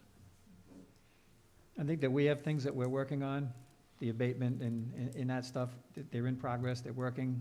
Keep the Halliwell Review Committee talking, looking at investigating potential uses and whatnot. Start looking at the grant issues and what, I'm definitely not disengaging them. No, not that. They're not getting off that easy. And don't take my questioning as an insult, please. No, not at all. Okay. Not at all. I have one question. Cynthia, so something like that, this test that would have been done, like, where would that have been coded? Like in your GL, like, We have funds from the bond, from the school bond. $400,000 was set aside for Halliwell. That's right. Demolition. So Demolition I renovation. was gonna code it to that when I presented. no, I mean, like, if, in the past, if they did one of these abatement reports or something, like, where would that have gotten coded against the bond, or, like, when you No. paid The the town, invoice? the town never did it. The town never did that on this Halliwell project. And if it would have been done in the past, it would have been done by the school By the department. school. And the only thing that they used to have to do was in a HERA report, right? And that's the only thing, and all that tells you is where the asbestos is and how to remediate it if it's friable. That's all it tells you. Yep. And so, as long as you keep wax on the floors and you don't pull things apart, it's not friable and it's okay. And so that's the only thing that they had. They had it on all their buildings, the HERA report. And they'll look at that when they do the abatement thing, to look and see where they've notified that there's asbestos. But abating it is different than the HERA report. That's the only thing I think that was ever out there, and it's not really what we're looking for. I double-checked with Superintendent CPT, and I said, Mike, can you just double-check to see if there are any abatement reports, because there's none. No, just those are HERA reports, and Yeah, it's not that an was it. abatement report. So just to make sure, coming into this meeting, I wanted to make sure I had the Yep. most up-to-date, so we have what we have, and so we'll just move forward. And the finance director got a price off the MPA, so we can, Yep. we can start that next meeting. Are we putting that on the next agenda to? Yep. Okay. You got Cynthia, right? You have it?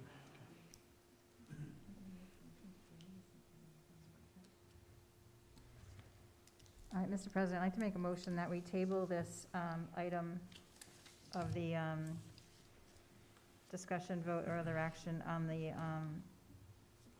Halliwell Committee recommendation, for the Halliwell Review Committee's recommendation on the Halliwell property, after they have a vote, and then we'll come back and we'll schedule a workshop that the two committees can work with. Sure. That's a motion. Do we have a second? Second, A second? Further discussion? no discussion on the table. Oh, no? Okay, roll call, please. Ms. Allen? Yes. Mr. Corvo? Yes. Mrs. O'Hara? Yes. Mr. Vadeney? Yes. Mr. Beauregard? Yes. Thanks, Jeff. Thanks. Thank you. I'll Thanks. work with the clerk to find a good time to That could do be, the workshop. right, thank you.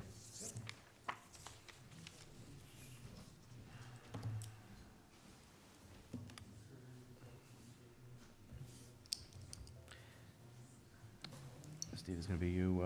Discussion by council, vote or other action. Vote or other action on scheduling a joint meeting with the North Smithfield School Committee and the superintendent. Mr. Corriveau? Yeah, thank you. I wanted this to be on the agenda tonight because I know that we met with them last year, right around, I think it was June, for the fiscal budget. And from, or at least since I've taken this seat, that's really been the only time that we've met with them. And obviously, we got off a little bit last year with having a surplus on the school side. I'm just a little bit concerned, and that's really why I wanted to suggest having a joint meeting with the school committee and the superintendent, was to go over the upcoming school budget, what they're doing to prepare for this next school year. Student enrollment numbers. Just in the last year, there's been more students that have either homeschooled or have gone to another district, and that money has followed the child, not necessarily on the middle school or the elementary, but more so on the high school. And then to what Mr. Vadeney was saying, I mean, we know within the next 10 years, or so, maybe even sooner, that the number of people moving to North Smithfield, building houses or moving into developments, that's going to have a direct effect on our school district. It could affect one of two ways. Either students that are coming in will decide to go to the school district, or families that come in will decide not to go to the school district. Either way, we have to be concerned with those financial numbers on the school and what the school is looking to do to prepare for that. And then a few other items that we discussed in the past. Obviously, we want to make sure that they are doing quarterly septic testing. We do need to make sure that they have access, Green Development has access to the concession stand on an immediate basis, whether that's just doing something simple like putting a keypad on the outside of the door that they can go in. And then one of the things that Ms. Alves brought up was turf maintenance plan and the availability to residents and the completion of the punch list. So I think given that there's quite a few items on there, kind of all over the place, I thought it would be appropriate to have a joint meeting with them sooner than later, whether we were looking at sometime in January or at the very latest, by mid-February. Okay. Any questions? I can reach out to Mr. Lombardi and find out, Get let some him talk dates. to his Get committee. some yeah, dates. Get some dates. We know that the 18th and 19th are out. We know that.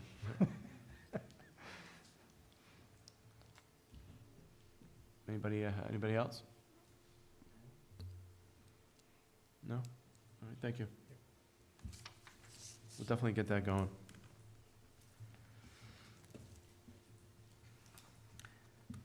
Discussion by council, vote or other action on appointment of tree warden for 2022. Mr. President, Ms. Alves? I'd like to make a motion to appoint Stanley Zuba, Stanley Tree as the appointment of the tree warden for 2022. Roll call, please. Ms. Alves? Yes. Mr. Corriveau? Yes. Mrs. O'Hara? Yes. Mr. Benny? Yes. Mr. Beauregard? Yes. Discussion by council, vote or other action on budget committee resignation, Mr. James Rowe. Mr. President, Ms. Alves? I'd like to make a motion to accept the resignation of Mr. James Rowe from the Budget Committee, which is effective as of January 1st, 2022, and also that we send him a thank you letter. Thank you. And that letter's in your packet? We have a second? Any further discussion? Roll call, please. Ms. Alves? Yes. Mr. Corriveau? Yes. Mrs. O'Hara? Yes. Mr. Benny? Yes. Mr. Beauregard? Yes. Discussion by council, vote or other action on distributing monies to dedicated accounts from the Iron Mine Hill Solar Farm. I put this on the agenda. Mr. Zelinski, if you can, I might call on you to help me with my historical, getting it historically accurate. But I'm gonna have to just start from the beginning. I'll try to make this quick. When Mr. Zelinski and I supported the solar farm up on Iron Mine Hill Road, we had one thing in mind. The money, excuse me, the money from that project was gonna go towards the purchase of the gold forest and the upkeep of the gold forest. And anything that was left over from that money would go towards activities and such for the senior citizens. And that was the whole purpose, that was the whole reason why we supported that. We were gonna be basically taking money from private property that the public cannot use, and we were gonna be purchasing public property that everybody can use for 100 years, 150 years. It was gonna be a gift to the generations. So, Mr. Zelinski, who was vice president at the time, and Mr. Soers and I met with Mr. Gold a number of different times, and we finally came to an agreement that we would bring back to the council for their approval, a number. We finally came up with a number. At the time, we were getting a $400,000 grant from DEM to purchase that property. Timing being what it was, I did not get reelected. New members of the council came in that did not support the purchase of the property, and long story short, we didn't. I'm not saying, but anyway, long story short, we didn't get the property. all We right? did support purchasing the property. All We right. actually made a purchase and sales agreement. We were the only council that made a purchase and sales agreement on that property. Hold on a minute. The agreement that you made was never, Mr. Gold He never considered accepted, it an insult. he never accepted it, but we made one. All right, you made an offer. Okay. So anyway, Mr. Zelinski and I and Mr. Soers, we had a number that we felt comfortable bringing back to the council. The new council came in, Mr. Zelinski presented that number to the new council, and that was, you discussed it with the new council. In executive session, yes? We discussed the number, but you didn't bring it to us. Mr. Gold brought it back to us. Well, regardless, it was discussed in executive session. Yes. And let me just go back to a comment you said. If I were Mr. Gold, I would have rejected that offer, which he did. And if you wish, you can go on some of the Facebook pages, because I'm still under executive session, but if you want to see, if people want to see what really happened, you could search it out on Facebook pages, because he was not operating under executive session. I understand that, Paul, I'm not looking to point fingers or cast blame on anybody, I'm just trying to get some. but we did make an offer, Okay, just to be clear. We made an offer. you made an offer. All right. So, anyway, so it doesn't happen. So then it turns out that, a short time later, we find out that they want to put a solar farm on the property. Well, it didn't pass zoning. Now, this is not about the Gold property. I just want to let you know what I'm talking about here tonight is not, I'm just trying to give you some historical background on this. And the reason being is because if the intention of that solar farm was to purchase open space, I want to, even though the Gold Forest might be off the table now, I still think that it's important that the intention, we follow through with that intention, and the majority of that money should be earmarked towards open space, with also a percentage of that money going towards activities and such for senior citizens, such as possibly adding an addition onto Scouters Hall. What I'm looking for here is support, and discussion, that to come up with a number that everybody feels comfortable with. I'm thinking more of like an 80-20 or 85-15, with the majority going to the open space, but something that we can come up with, all agree with, turn to the solicitor, ask him, once we come up with that agreement, ask the solicitor to draw up an ordinance. He'll bring it back to us, we'll just carry it through the regular process of an ordinance with 2 hearings and a public hearing and a second reading. So that's what I'm asking, and I'm open for discussion, I'm open for suggestions, but that's how we got to where we are today. Did you want to add anything to that, or? I would just say that the solar overlay zone was already being threatened to be turned into residential, which would actually produce more impervious material, more fine particulate matter from heating units, cars, traffic, lights. It was probably making, and it is a placeholder right now for that property. So at the end of 10 years, at the end of the tax understanding we have with them, they potentially could come back and develop something over there. So right now, I think it's the best scenario is to take those funds and to use them to purchase open space. Now, I know you didn't say this, Mr. Beauregard, but I would say the Gold family, God rest Mr. Gold's soul, but the Gold family has been frustrated by the town's efforts, 2 towns' efforts. If Mrs. Gold was amenable to having a discussion with me and anybody else from council that wished to speak with her, I think that this would be a jewel in Northern Rhode Island's open space. It's a regional piece of property that folks in Burrillville, Smithfield, Lincoln, even though it's in our town, even though we'd be paying for the property, paying down bonds through the revenue coming in from the solar farm, there's always people out there, we can't afford it, we can't afford it. Well, maybe we wouldn't have Pulaski Park, Lincoln Woods, or any of these other places. Some forward-thinking people said, we purchased this land, and you've heard me quote Will Rogers, which was a vaudeville act. And my father drummed this into me. And Will Rogers would tour the country and say, buy land because they ain't making any more. We can build buildings, we can build schools, we can build police stations, and in a matter of time, they will have to be replaced. Open space doesn't have to be replaced. It is a gift that'll keep giving to generation after generation. The solitude of walking through there during the pandemic when Mr. Gold opened it up to the public to walk through that property, It was a godsend for people who had COVID cabin fever. Can you imagine going up there, and if those of you that have toured the property, anybody that's walked on that property, you think that you're in New Hampshire. So I would just hope that the Gold family would consider this, because if this is gonna be earmarked toward open space, and there could be other open spaces in town, this would be a phenomenal capture, and we'd call it the Gold Farm, the Gold, whatever it's, we'd honor Mr. Gold and his family, and I think we try to acquire this property, if they'll entertain speaking with us. Got another year of this elected council. As Mr. Beauregard is fond of saying, elections have consequences.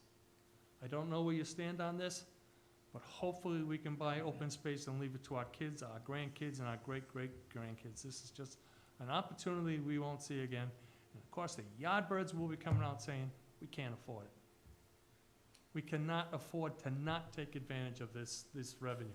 So I get passionate about it. Primrose is under attack now for development.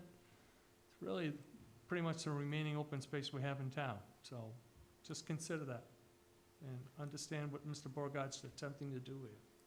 I'd also like to point out too that, so the money that the annual money that we would have coming in from the solar farm would be $271,000, $271,950.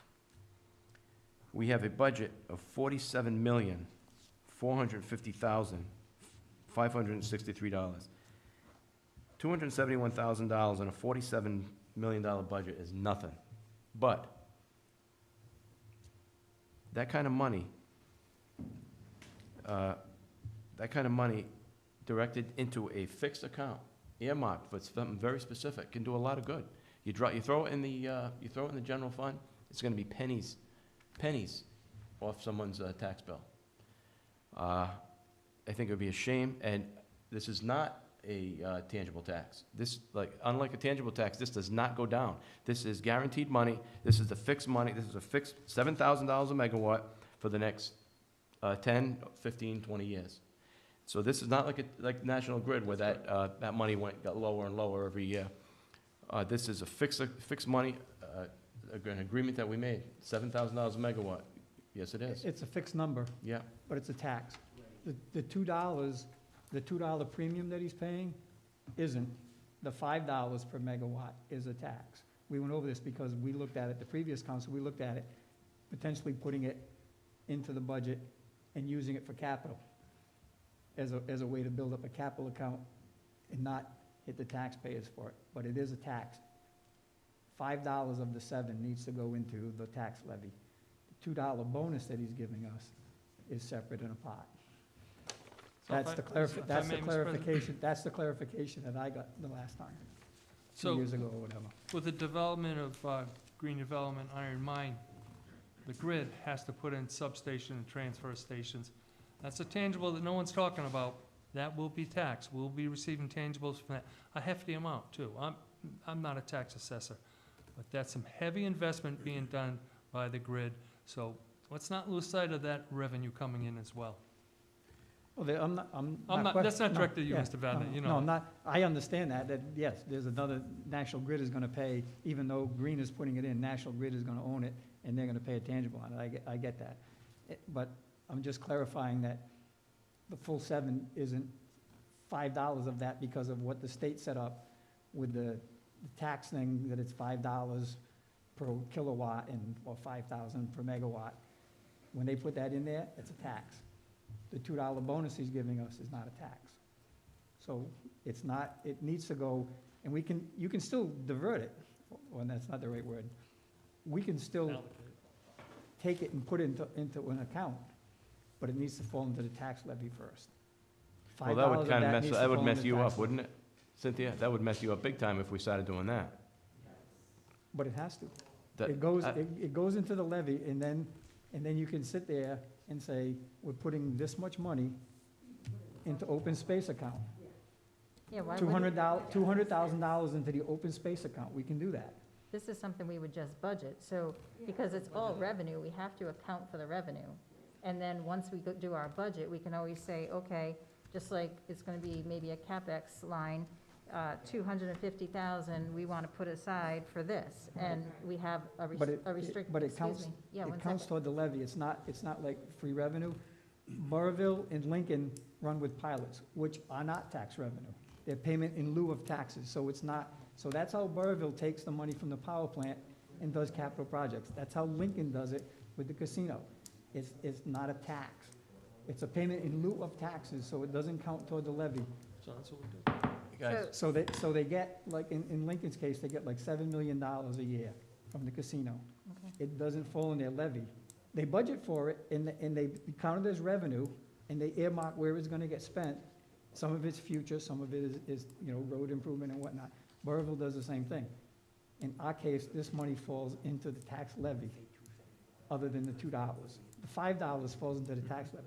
We can still earmark it in the budget, but it counts as revenue in the tax levy, not just revenue. Follow me? You have different pools of revenue. I follow you, but, are you saying that we would, a resolution then, I mean, an ordinance? See, I'm looking for an ordinance, because, we don't, if we just say that it's gonna be, The okay ordinance in the could on- budget. I think the ordinance can only be on the $2. On that $2 premium that they're paying, the other part of it, you can't make an ordinance telling you what you're gonna do with your tax money, I don't think. I mean, I think that, I'm sorry, go ahead. I was gonna say, I just think, Mr. President, the simplest thing is gonna make it a budget article. Right. A dedicated line item account, and, tied, in your mind, it's tied to that amount of money. It's not committed though, that way. No, it The is. next It's council similar- can come it's- along and just no, go, no. oh, no, we don't want that anymore. It's similar to what we do in our capital budget, where we itemize $50,000 is going to a new engine at the fire department, comes out of Fund 20, correct? Is that the right number? Fund 20, Whatever. third-party building? And so it shows as a capital expenditure that we put money in there, and it bills, we don't touch it, to buy a Until- rescue, to buy an engine. Right, but until the next guy comes along, the next council comes along and says, you know what? I don't care about open space. I wanna do this with it, and then it's going, then it's We gone. can't change that. You can't change it, because Can't change it that. has to be part of the budget process, because however you look at it, it's still revenue, correct, Cynthia? Yes. So it's still revenue that we have to record in our budget, and we do our budget off of that. And then the expenses, when we go into the expenses with the budget committee, then they go through it. And we can suggest, and we can have a recommendation to the budget committee that we would like this amount of money in capital for open space or whatever we want to name it.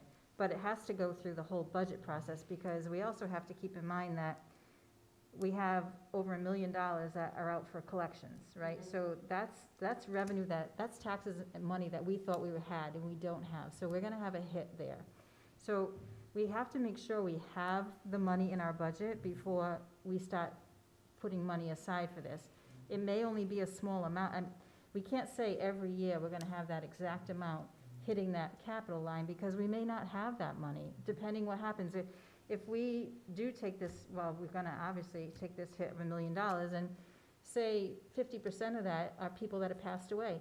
Until we take those people off our roll, we're still getting that revenue. So we have to make sure that person's off our roll, because now we're getting an actual number, because we still could be getting inflated revenue that we don't have. So we have to go through the whole budget process and recommend that we would like a certain pot of money, but to say we're gonna do that every year, we can't, because the budget is a moving item, and we can't back into the budget on just one number.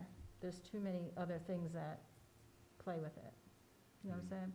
I know what you're saying, but, And then if there's a surplus at the end of the year, we can say, okay, we're gonna direct the finance director to move that money into that account because we had a surplus. So then every year, hopefully, everyone else in that position or the administrator will kind of push for it to go into the open space so we can continue building on our open space in town. But until we have the whole budget process and we know where we stand, we can't just start with that number and work around it. Cynthia, Yes. when we were discussing this the other day, what are your thoughts on this? When you were discussing this the other day, this never came up. Well, I was actually comparing it to Lincoln, but I didn't realize that they're on a pilot, and I was actually gonna contact the finance director for Lincoln and find out how they deferred the money from Twin Rivers over to a capital fund. And I didn't get a chance to do that, but the tax assessor did reach out, well, she also reached out to, who was she supposed to reach out to? Was it Northeast to find out? No, that was something different. Okay. So, I still have to get my hands around this, and I really want to talk to the CPA, also the auditor, and how this would work. Because I think Councilwoman Alves is correct, that it does have to go through the budget process. But I was thinking of it as a pilot program, like Lincoln, where they put it in a different fund and. It still goes and through do the it. budget process, Right, but it doesn't but count as, as part of levy. your 4% levy cap. I'm though. sorry, I meant the levy. When I'm saying that Right, through the, yeah. what I told Council President was, maybe we don't have to put it through the levy, we can bill it separately, and like Lincoln does, and then put it through a different process. The $2 we can. Right. But the $5 we can't. Right. But I $5 still don't- is a If you tax. put this money in the general fund, it's gone. I'm telling you right now, it's gone. It's gone. Forget about putting it towards open space, forget about buying anything nice with it. You put this money, which was the original intent, if you put this, how much was it, how much did I say now? It's 271 into the general fund, it's gonna get swallowed up, it's gone. Forget about using it to purchase more open space. It's gonna be pennies off your tax rate. Yes, it is. It doesn't yeah, but the point is, No. it doesn't have to be, you can still budget for it. Listen, Richard, did you want to speak on this? Yeah, come on up. No, we don't have the So, money. I'm Rich Keene, That we can live at take 7 out. Bamford Street, and thanks for the I have to opportunity to talk. But, Hold on. you know, there's some mechanics here that you're going to have to work through. First of all, I'm 100% behind putting money aside in some way for open space here in town. Where I think the forests that are in town, and mostly in Primrose, but there are other parts of town where we still have forests that we could potentially save. It's important because as Mr. Zwolinski stated, once they're developed, they're gone. You know, they're gone forever. So if we can acquire some open space while we still have a window of opportunity, I think that would be a wonderful thing Yeah, that's what I'm to looking do for the town. The mechanics is something you're gonna have to sort through. We still gotta pay for it. If you can create some kind of a restricted account that you can put money into, that once it's in that account, it can only be spent for open space, I think that would accomplish what we all want. So, there's gotta be a way to do it. I mean, we're not the only That's what I'm saying. community that's trying to Well, do it can something be in a like this. restricted account, but it has to be that we put it into that Put it that in the, account, right. and that, like, you know, like we did with Maury Tower, there's so much money in Maury Tower, Right. and and so until it gets to the point that that project's done or it's not gonna happen, then that money can be moved somewhere else, but Right. it can sit on the balance, and Cynthia, correct me if I'm wrong, but it can sit on the balance sheet as open space money. Yes. Or whatever we wanna Right. call it, and any surplus that we have, as long as everyone on the council agrees, that the surplus can go there. But, and we can also budget that line Right. item when we budget and say, okay, all right, it's a tight year, let's start with 50, but if we have a surplus, then whatever's remaining goes there. But, and as long as it hits that line item, it's gonna sit there until somebody goes in and, Right. you know, there's no interest, but it's gonna have to be approved by the council to move it. So Well- not one person can just come in and say, I wanna move this money to road surfacing or whatever, you know, it has to stay there until it comes before the council. Right, but if you create this account by ordinance, it'll be a little bit more difficult Exactly. for a town council, subsequent town council to say, okay, well, we've got this money here, we can take a vote and, Can't do it, you can't do it with that, though. We have so many accounts like that. We do it for reval, we do it for fire trucks, we do it for rescues, we do it for a number of things where we put money aside every year, it builds up, it sits there in those accounts, so when the bill comes due, you're not paying it in one shot. And we can do the same thing with this. through different ways. We put it into the budget, we go through the process, it's always there. Once it's in there, it stays in there. There's nothing we can ever do sitting here. Here's a short story. One time a council was making a decision, and one of the councilmen asked the solicitor, what would stop a road council from coming in and changing this decision? He goes, who's to say you're not a road council? That was his response back. So we can do something, and there's nothing that we can do that will tie a future council to what they do with the budget. They can always just write a new ordinance to go back and undo what we do. There's nothing that we can do to prevent that. We can hope that they're gonna follow through and continue with the thing, just like we started doing with it before I got here, before you got there, they started a road resurfacing project. We've continued that. We've continued with things like that. We need to just keep doing those things, funding the OPEB liability. Every year that we put money into those things, it sits there in those accounts. We have to we can continue doing that, and we have to hope that we set the example and others will follow. This will be the same thing. So would we have to have it set in that account to, like you said, money is set aside, each year towards the cost of a new fire truck or whatever. Well, obviously that's meeting a bill and expense, several years down the road. So would we have to set it for basically that amount that, President Beauregard said, to a max of essentially 2.8 million, that amount times 10 years? Is that what I'm?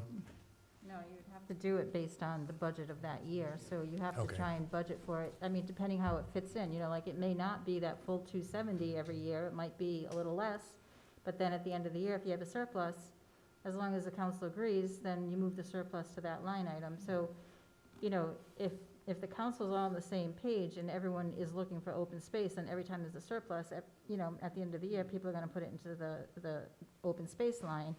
But you can still budget every year, probably not that big of a number, but some sort of number, and then depending how the budget plays out, if you still have some room at the end, then maybe you can go back and put some money there and take some money out somewhere else.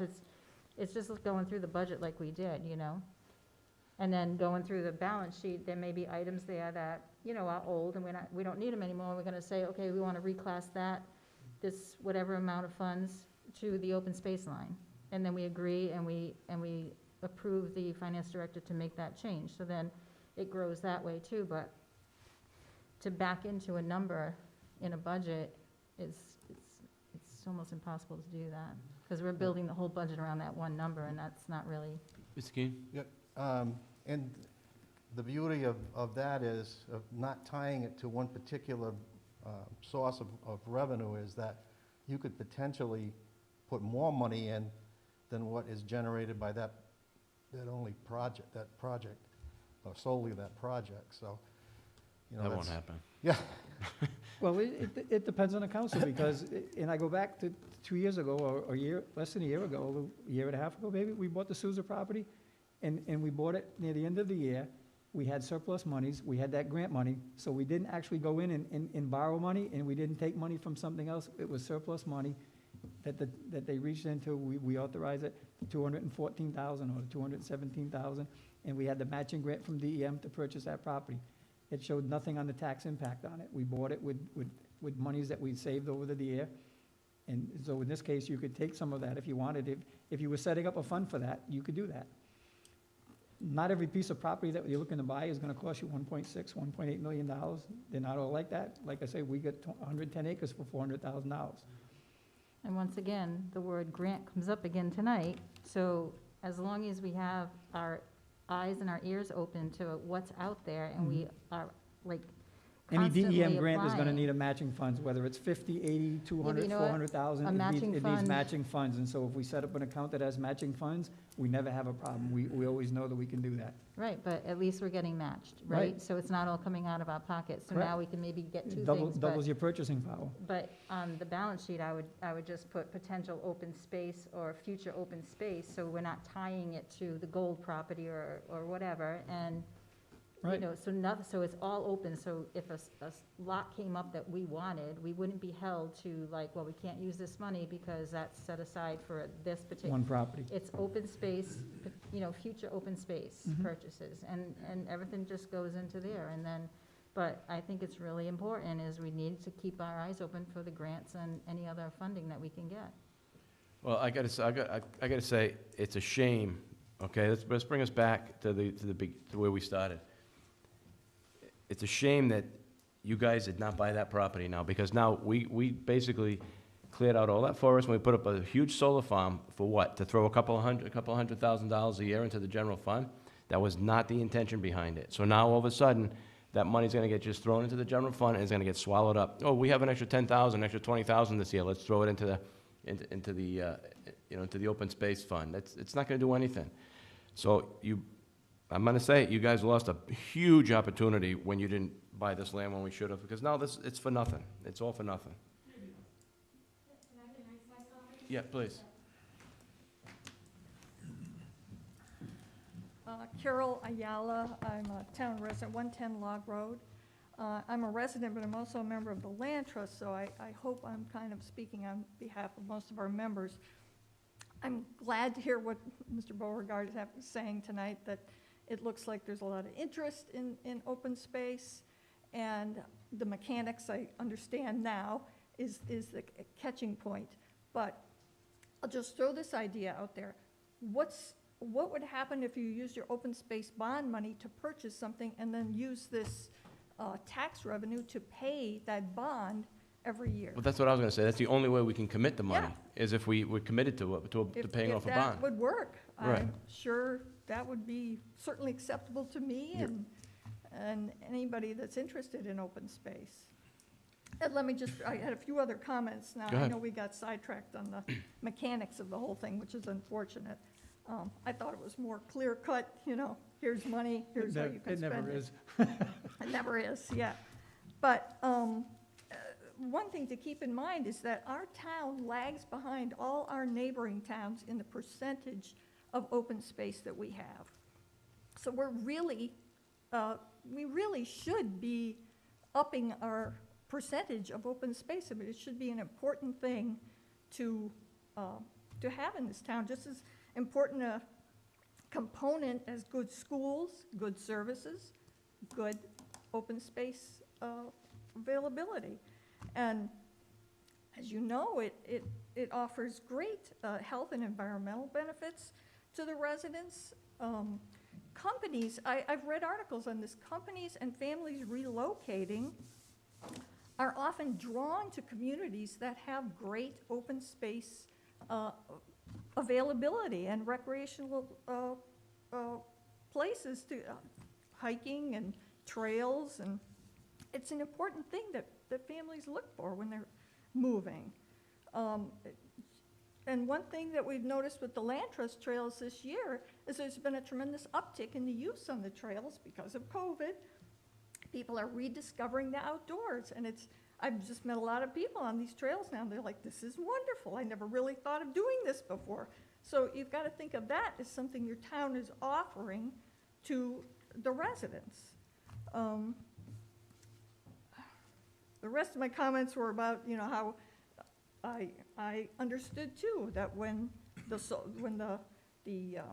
solar thing was about to be approved, there was a lot of discussion that money would generate money for open space. So I hope you guys can somehow work out the mechanics to make that happen, because I think that was the underlying feeling, that this sacrifice of this huge forest would then generate money to preserve other forested areas, preserve and protect other forested areas in the town for the benefit of the public. So I hope you guys can figure out the difficult part of it. But Thank you. Cynthia, did you want to say something? Yeah, she actually mentioned it. I just wanted to mention that back in 2013, there was an open space bond approved. $3 million. Well, we closed on it, I'm sorry, you're right. We closed on, it was for $3 million, we closed on the first portion of it, where we, I don't know what we bought, but it was. 400,000, we bought the property behind Dowling Village. Yeah, it was 545,000 that we took the bond out for, Right. and I think there was some kind of match. There was money coming from DEM, it was like Okay. 950,000 for the whole property. So that's that what they we're bought? paying on the bond now. Sumley wrote the grant. Dr. Carolyn Sumley wrote the grant. Yeah, we were on the council. Yeah, excuse me, Vice President, and it's a partnership between the town Yeah. and the land trust. Right. So that it ties it up Joint around- ownership. Yeah, to protect it, to stay in perpetuity, so it doesn't Right. change hands.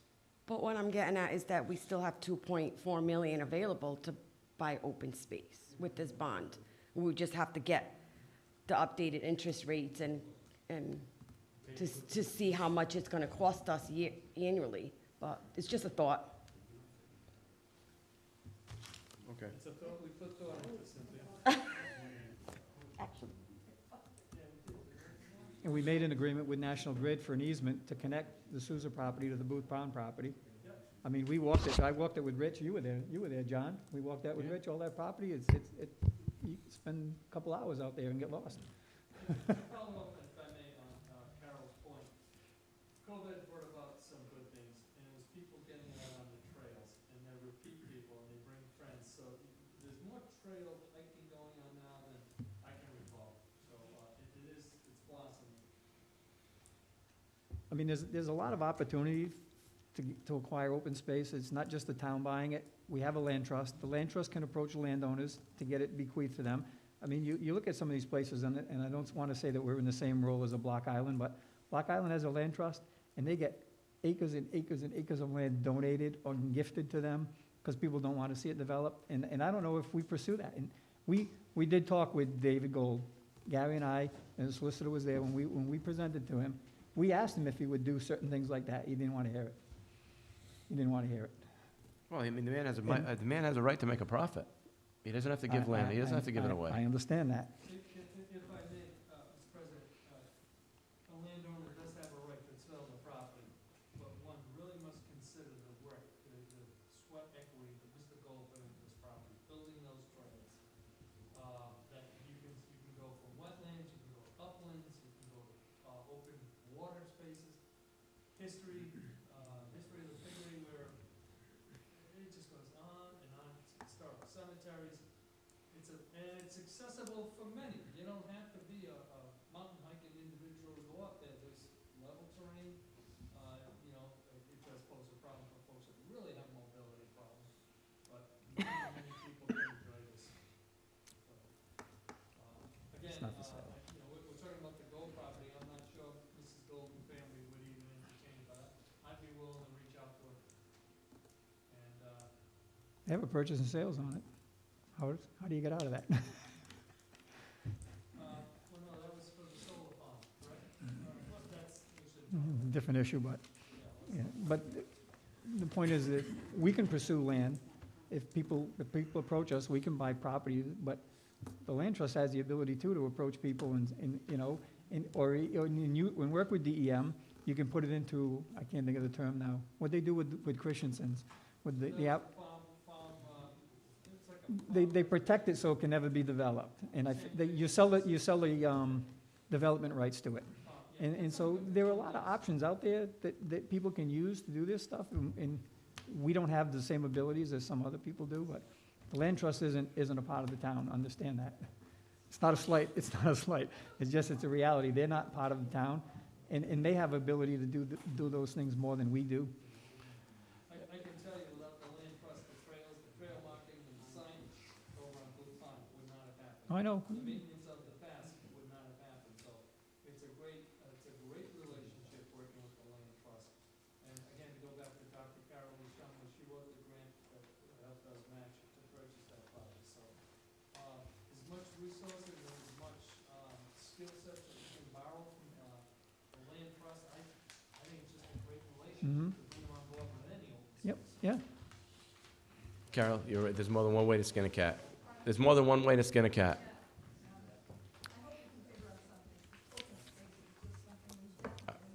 I agree. So much for that, I guess.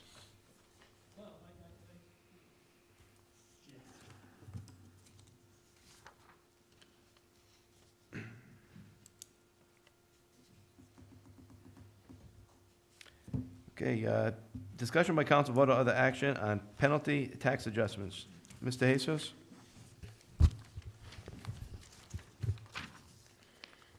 At this time, I'm requesting a penalty adjustment amount of $249.16 pursuant to the proposed penalty abatement scale that is presented on the document. Mr. President, based on a recommendation of the Finance Director, I make a motion that we approve a penalty adjustment of $249.16. Second. Thank you. Roll call, please. Ms. Alves? Yes. Mr. Corriveau? Yes. Mrs. O'Hara? Mr. Vadnez, Yes. Mr. Beauregard? Yes. And one more, right? Yes. At this time, I'm requesting tax adjustments on 3 deceased taxpayers in the amount of $207.62. Mr. President, Ms. Alves? I'd like to make a motion to accept the tax adjustments in the amount of $207.62 per the recommendation of the Finance Director. We have a second. Roll call, please. Ms. Alves? Yes. Mr. Corriveau? Yes. Mrs. O'Hara? Mr. Vadnez, Yes. Mr. Beauregard? Yes.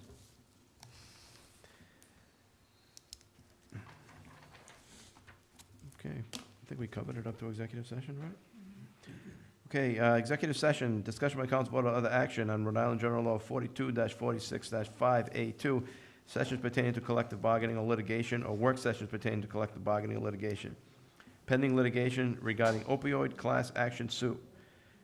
1, review Rhode Island memorandum of understanding between the state and cities and towns receiving settlement funds. 2, approve the execution of Rhode Island memorandum of understanding between state and cities and towns receiving settlement funds. I'll entertain a motion to go into executive session at this time. So moved. Roll call, please. Oh, do we have a second? Second. Roll call, please. Yes. Yes. Yes. Yes.